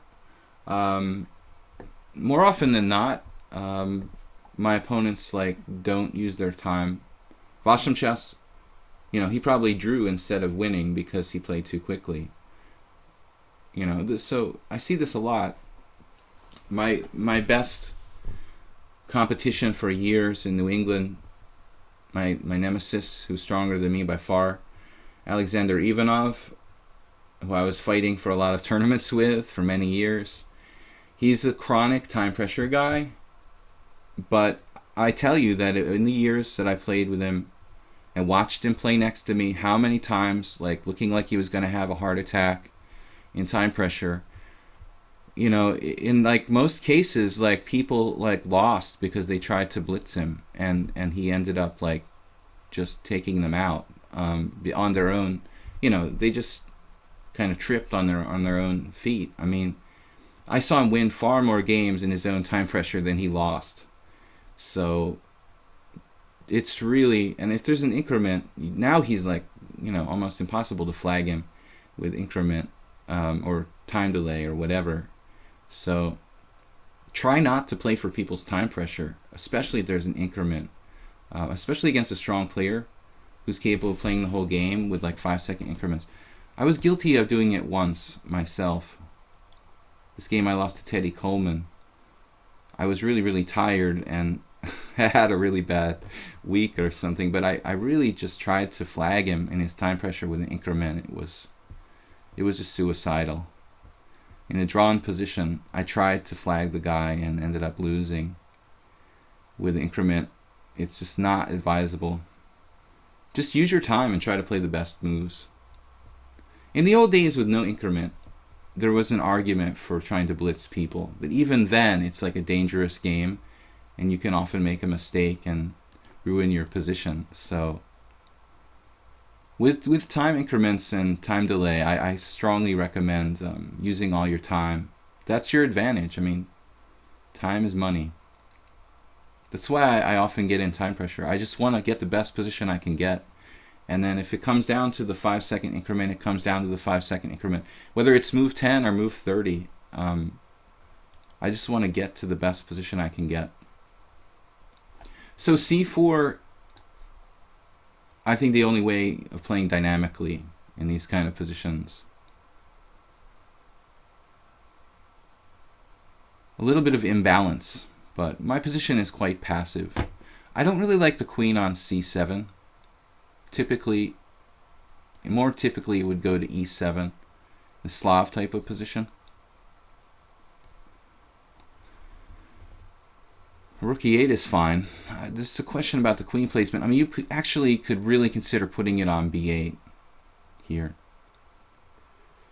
That's pretty commonly done. Now rook c1. This is typical Reti Ricard. Reti Ricard. Rapport Ricard. I'm missing you guys. My opponent's time. It's hard not to play for time when you only start with 5 minutes. The increment is huge, though. It changes everything.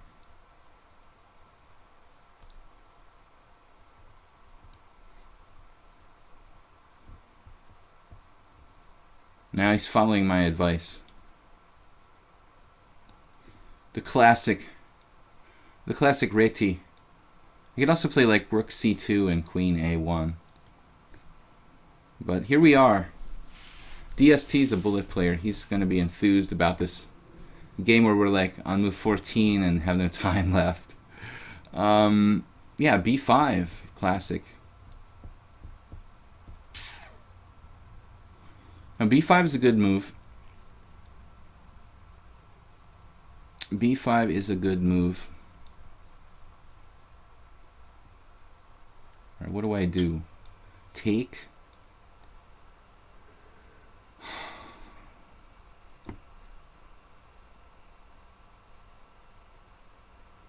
Not really a lot to do here. Bishop f1, bishop d1. I need to keep d3 protected. b4 is a bit strange.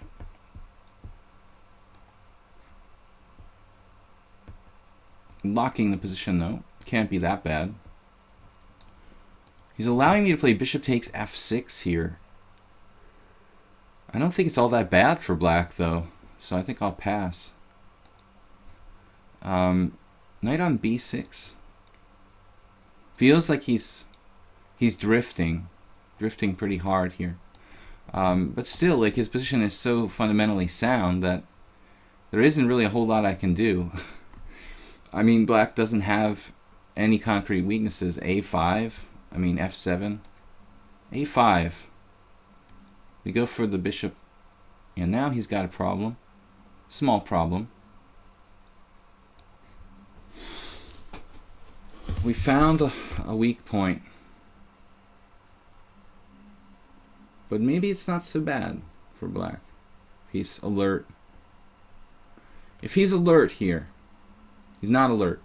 You have to play queen b7, and if knight takes a5, then queen a8, and my knight is trapped. Very tricky. Here I win a pawn in the game. So queen b7 would have held on, apparently. Yeah, this is kind of heads up. You got to find this in time pressure, but queen b7... I don't know. I can't take on a5. If I take on a5, queen a8, and it's trapped. Right?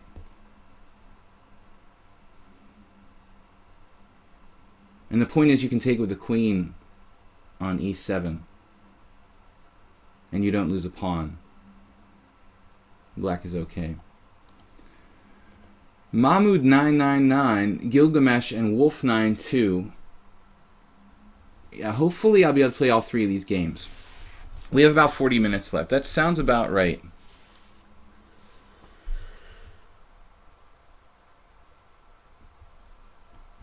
Mahmoud played the English. Yesterday I was playing. It's hard to play something weird against the English. What can you do, you know? This is weird opening stream. I'm trying to play unusual stuff.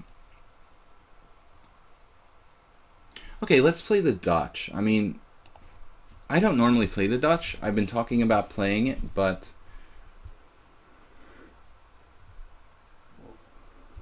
Okay, A3, it's not a bad move. It has no relevance in this particular position.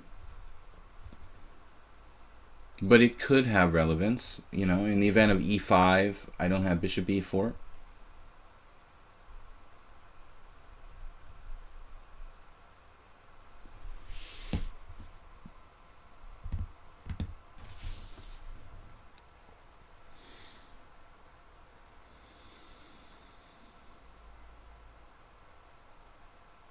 Thinking about B6, going Chernyshov.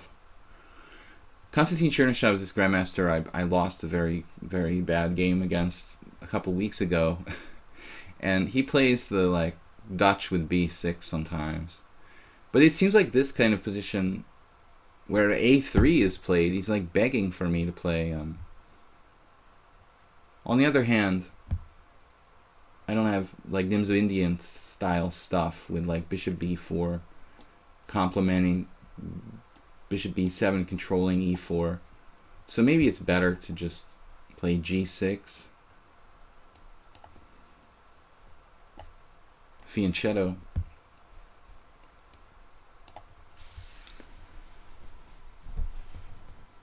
It's the day of the Dutch. It's the day of playing f4 and f5. Now b6 with the double fianchetto. We just go Alexander Ivanov style here. Alexander loves to play like e5 and knight e7. It's fine. There are a lot of other options. But White's position is pretty passive. I mean, a3, knight f3.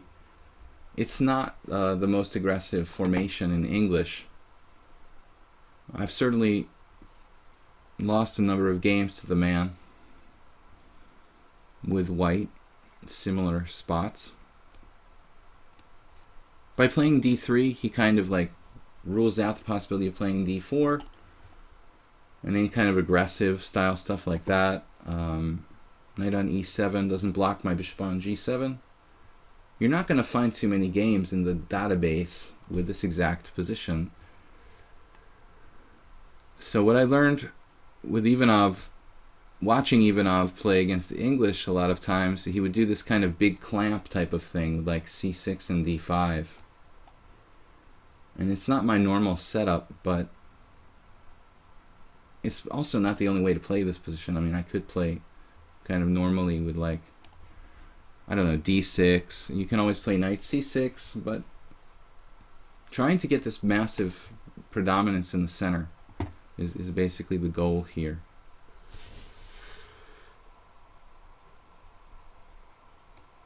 Do I mind like bishop g5?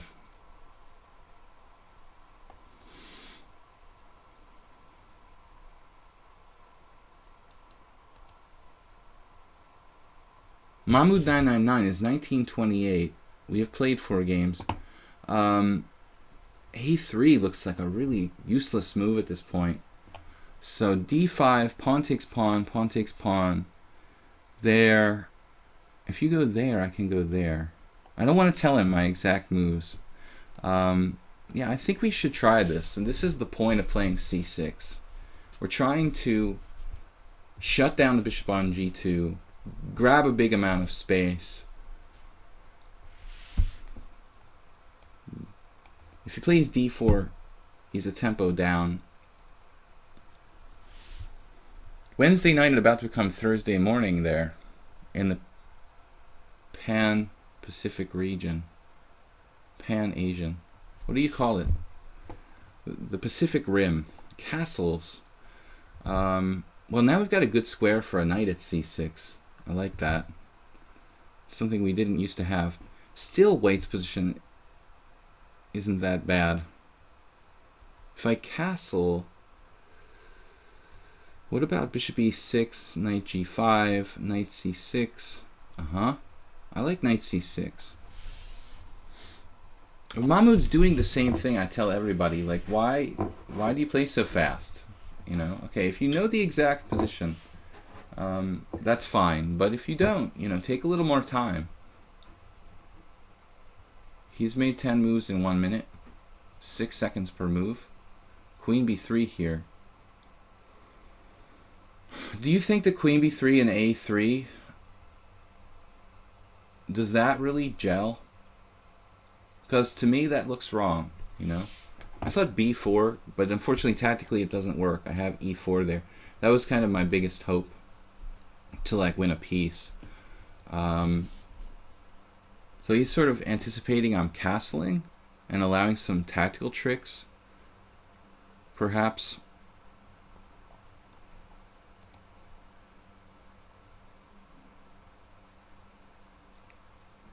Bishop e6, queen takes b7. We could play e4.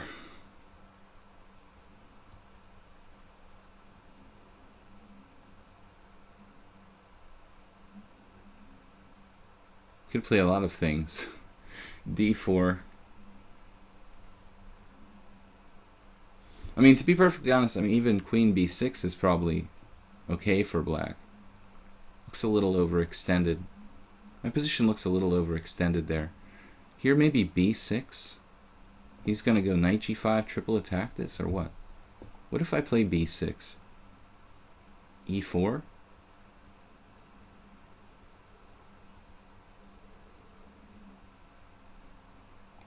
Rook b8. Just defending the pawn.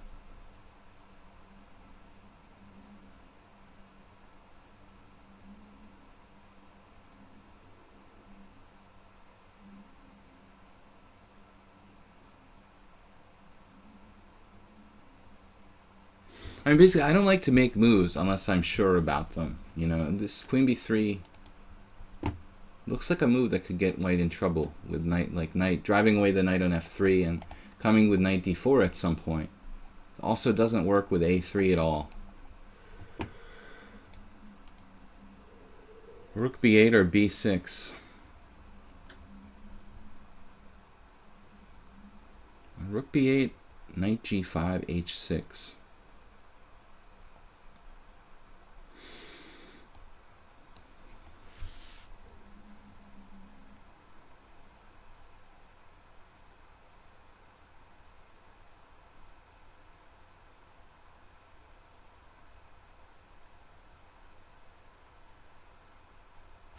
Yeah, I don't understand.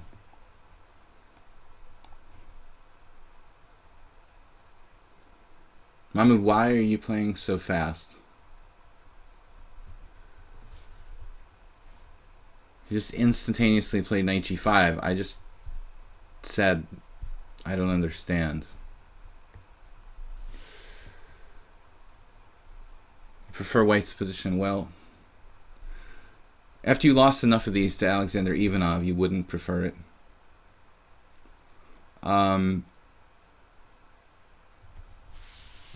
Bishop e6 now starting to look good. It was a very costly waste of time.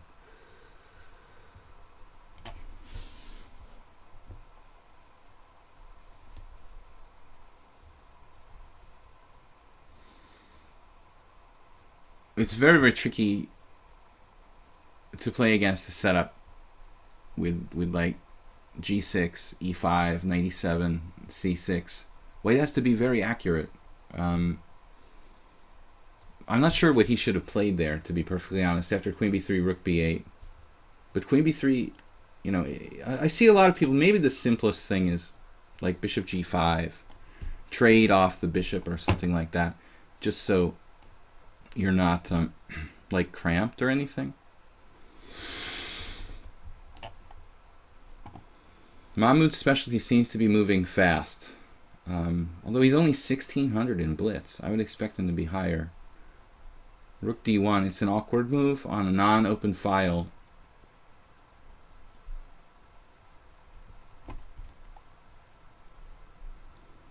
Yeah, I understand what you mean, DST. I mean, that's the way I always believed too, but in practice it's much harder to exploit than you would think. I've certainly tried with white with no luck at all, and I have a friend who's even better than me in these English type positions, and like the best he could ever do against Ivanov was like maybe draw, you know. He could draw, but nobody could beat him. And he's beatable in other positions, but this particular setup against the English is just like, it's kind of tough to deal with. Now queen b5, that's a really interesting move. Wow. I like the way that white's playing this. Queen b5. Now I've got to be better here. Probably the natural move is best. Nothing too fancy. Looks like I could play a6 there.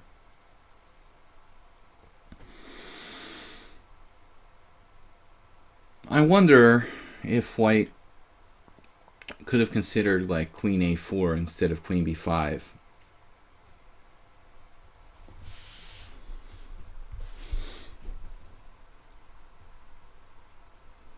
Because you might have queen h4, and then I'm looking at like piece sacrifices.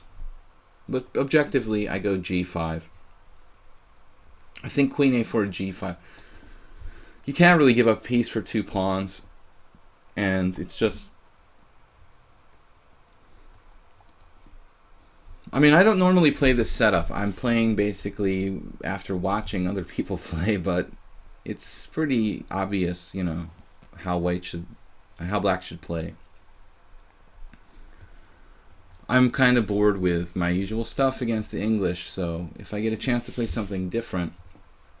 This was technically a Dutch, like c4, f5.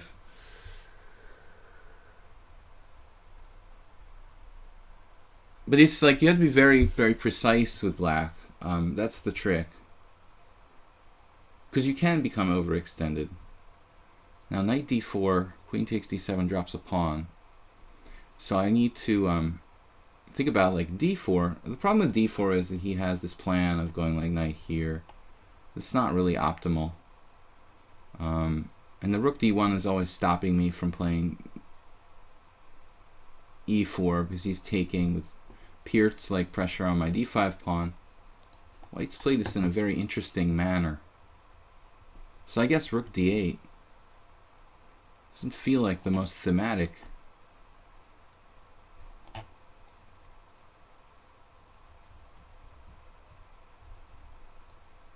It's strange to put the rook on d8. What else to do? Just d4? Well, I'm running out of time now.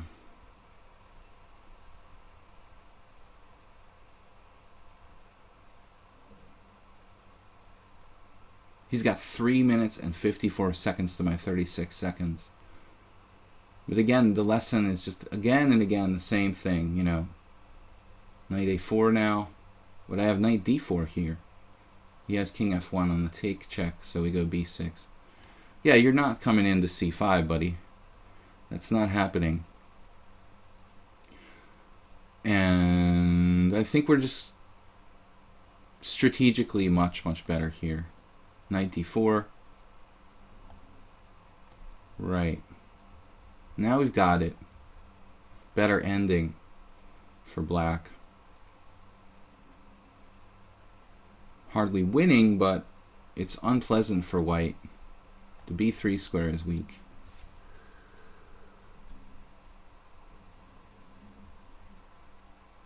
Hopefully we can squeeze him here. Maybe 2 bishops can become a big factor. This guy is... There was some game I lost to Ivanov, I remember, where the bishops... I ended up doing like bishop g5 and trading it off, and then like haunted for the rest of my life with the dark square bishop like crushing me on the long diagonal. and having no counterplay. Guys, we have time for... Well, we'll see how long this game takes. I wanted to say 2 games. It looks like tactically White's in trouble here. He's probably lost tactically. B4 weakens the position fatally. The C file is pretty important. Knight A4, but he's falling apart. Okay, we got him under control. Nothing fancy.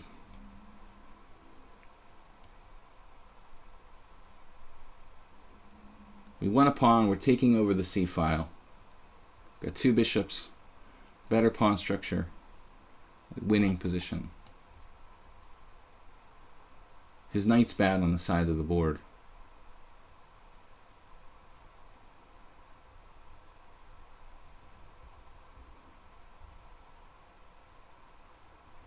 Position is easy to play. There is no weaknesses. There are no weaknesses. I mean, what happened here is kind of typical. You know, White sort of runs out of ideas. And then, you know... Okay, he didn't have to blunder with B4. He could have played maybe E3 in some position. There I also had rook here. Well, it's kind of hard to stop. But I wanted to centralize my king.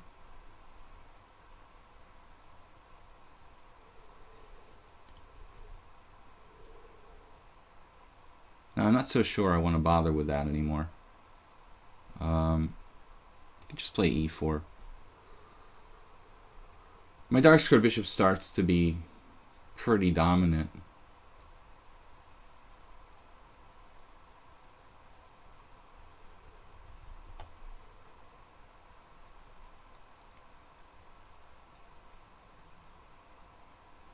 Actually, not sure which way I'm going to recapture if it comes down to that. He's so fast. Wow.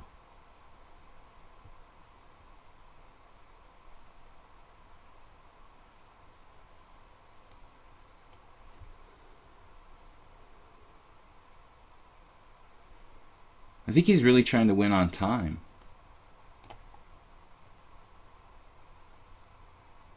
He's got some counterplay now. Although I didn't expect that recapture. It's probably good. Wow.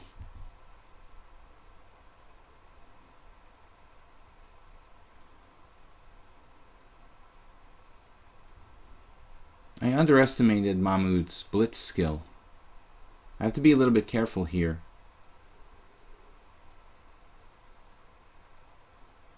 My extra pawn is isolated.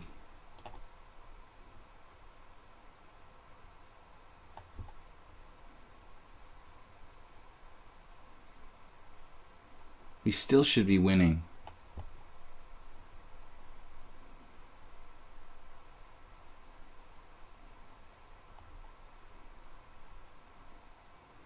It was very, very tough playing with this, constantly having less time than the other guy. In fact, I could have played d4 there. I felt my pawn would get kind of overextended. Yeah, this actually wins a piece. Or not. It wins a piece or not. Maybe not, but it's still good. Even though it doesn't win a piece, it's still good. That does win a piece. I don't think you had to do it. Your bishop h5 check would have been okay for white. It's too late now. You had to do bishop h5 check first, and then some weird knight move. Would that work? I mean, maybe he was lost anyway, but, you know. Nice try. Nice try. Okay, guys. Maybe we have time for just one more game, or two actually. The Gilgamesh is pretty fast. Let's see. With the faster time control, we can probably squeeze in two more games. Alright, weird opening Wednesday. It's 20 minutes to go, so we can probably squeeze. If it's not super long, I'm going to squeeze in two games. Is it possible to become a GM by copying white's moves? Become a GM, then not playing them later stages of the game. Okay. Weird opening Wednesday. Gilgamesh. I played a King's Gambit already, so what can we do? What can we do?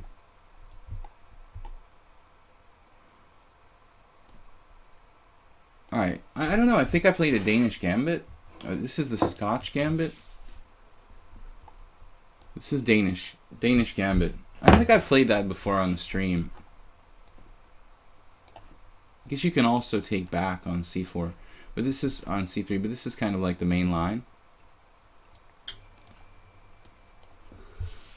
I don't know if knight d2 is a move there. I'm afraid that Gilgamesh might know what they're doing. I don't know what I'm doing. The only time I ever played this was probably with black, and I know a line that equalizes. Maybe gives black a tiny edge. Queen e7. Queen e7. Queen e7 just loses, doesn't it?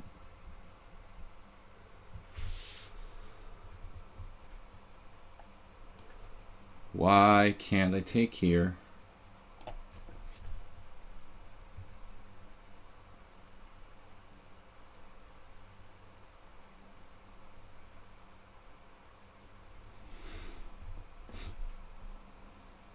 I'm trying to remember what I play with black. After bishop c4,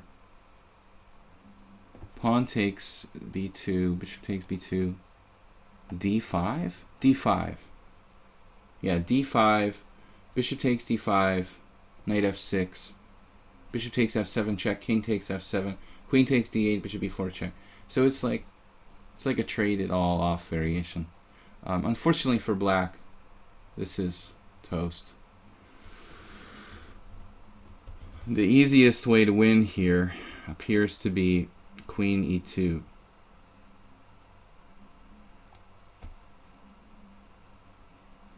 Kind of a fun killer move.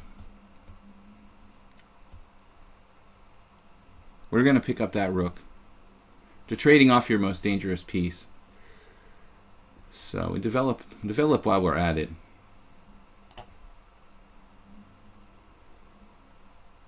Yeah, I think the d5 is the simplest. There are other ways to play against the Danish Gambit that are equally effective, I guess.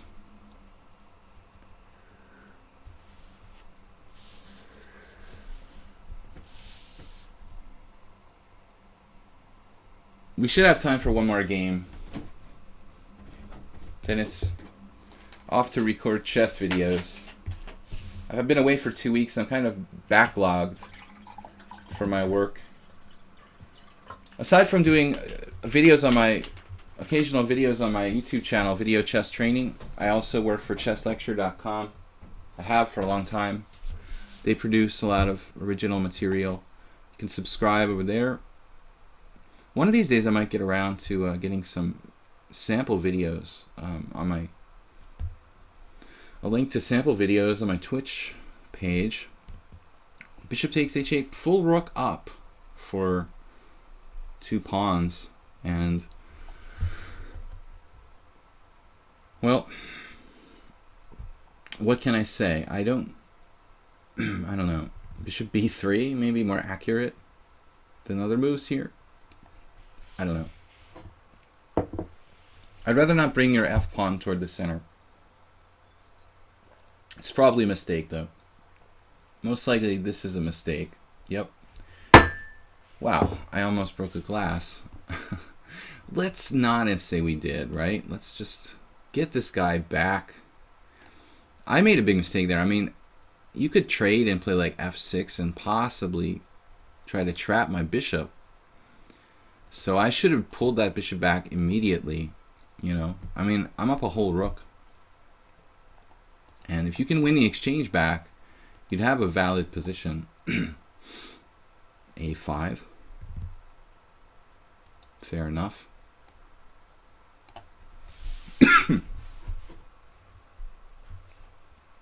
He does have a kind of scary queenside majority here. I mean, I know that black is a rook down, but they are like kind of ominous looking pawns.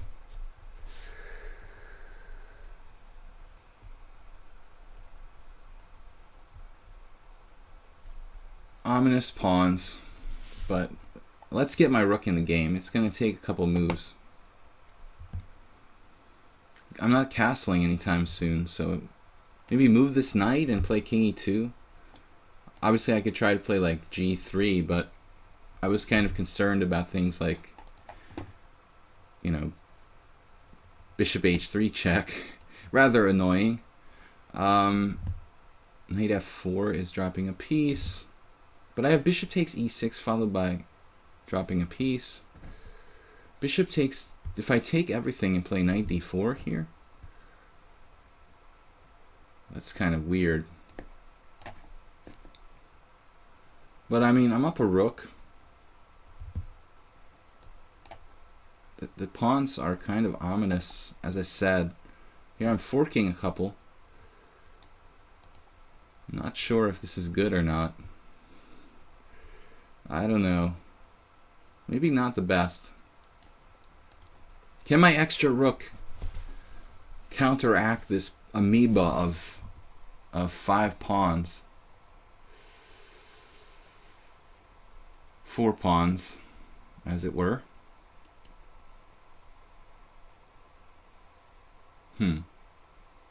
Which one?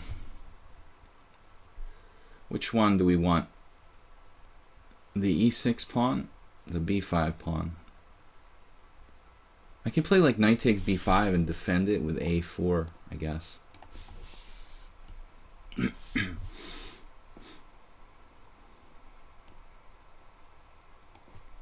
It's kind of scary though.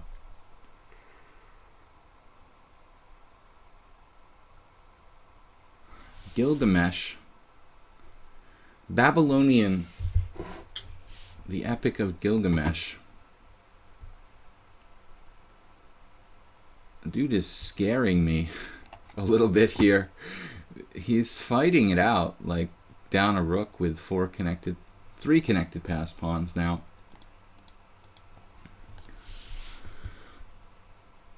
The plan is basically to sack a piece back now, I guess. That's the plan. He's threatening knight f4 check.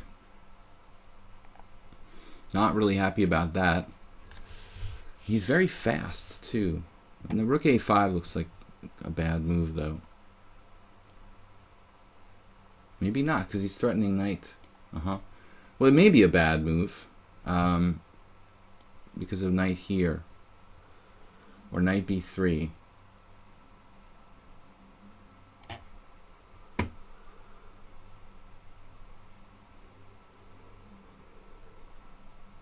We have time for one more quick game after this, guys. I didn't think Gilgamesh was going to make my life that difficult, but he has. Alright, a5. Now, I don't want you using the b6 square. All those pieces want to use that square, and it's just... Plus, it's a passed pawn, which is really in his face. Now he's tied down to d6. I might be able to just take, but this is like... This is seriously... dubious, I think. Now I just go after the pawn, and if d5, there's a couple ways to do this. Rook here might even be good. I'm willing to sack back material, but I think we could simply play rook takes c3 and be up in exchange here with a totally winning position. Maybe that's the simplest. I just offered a draw or something. I hope I didn't. I hope I didn't just offer a draw in a winning position. There are other ways to do this, but yeah. It's good enough. It's good enough. Although Gilgamesh is clearly a fighter. I think we got him here. And 2 pawns up in a rook ending is pretty nasty. Not necessary to do that though. Well, yeah, it's good enough. This is a very powerful outside pawn. His pawns are weak.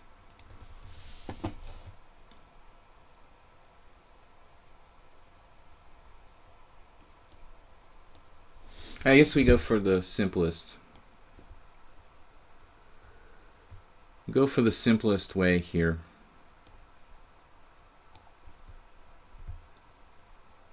We'll create 2 connected pass pawns. I had this sudden feeling I just hung my rook. It was so weird. It's protected. How can I hang it? Gilgamesh is not a player who gives up lightly. Clearly. Alright. Now I'm not hanging it. Cutting his king off. Play g4 if necessary. We got other threats. King can hide over here. Technical win. Geary would offer a draw here. Kamsky wants castle queenside after moving his king. That's cool. Yeah, I'm sure it's happened to the best of them.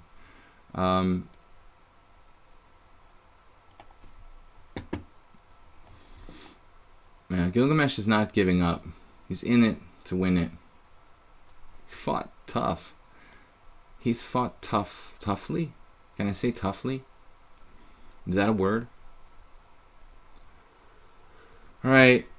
This is taking much longer than I thought, guys. So it might be the last game for today. I mean, if this lasts much longer... I wanted to play one more, but it's almost 12:30.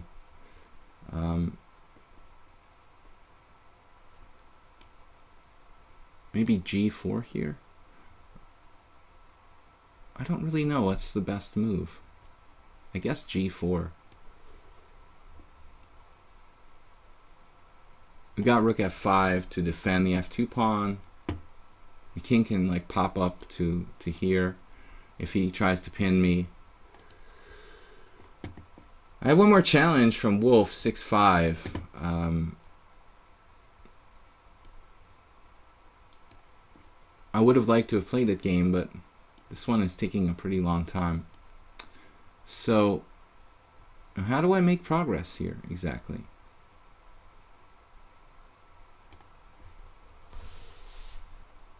Kind of zugzwang.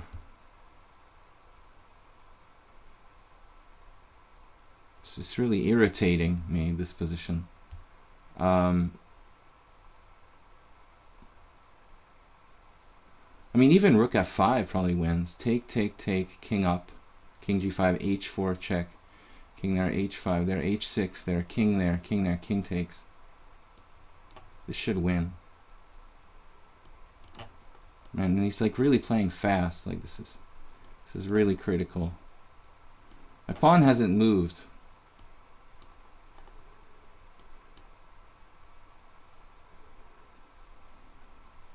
An excellent example of like transitions, you know, to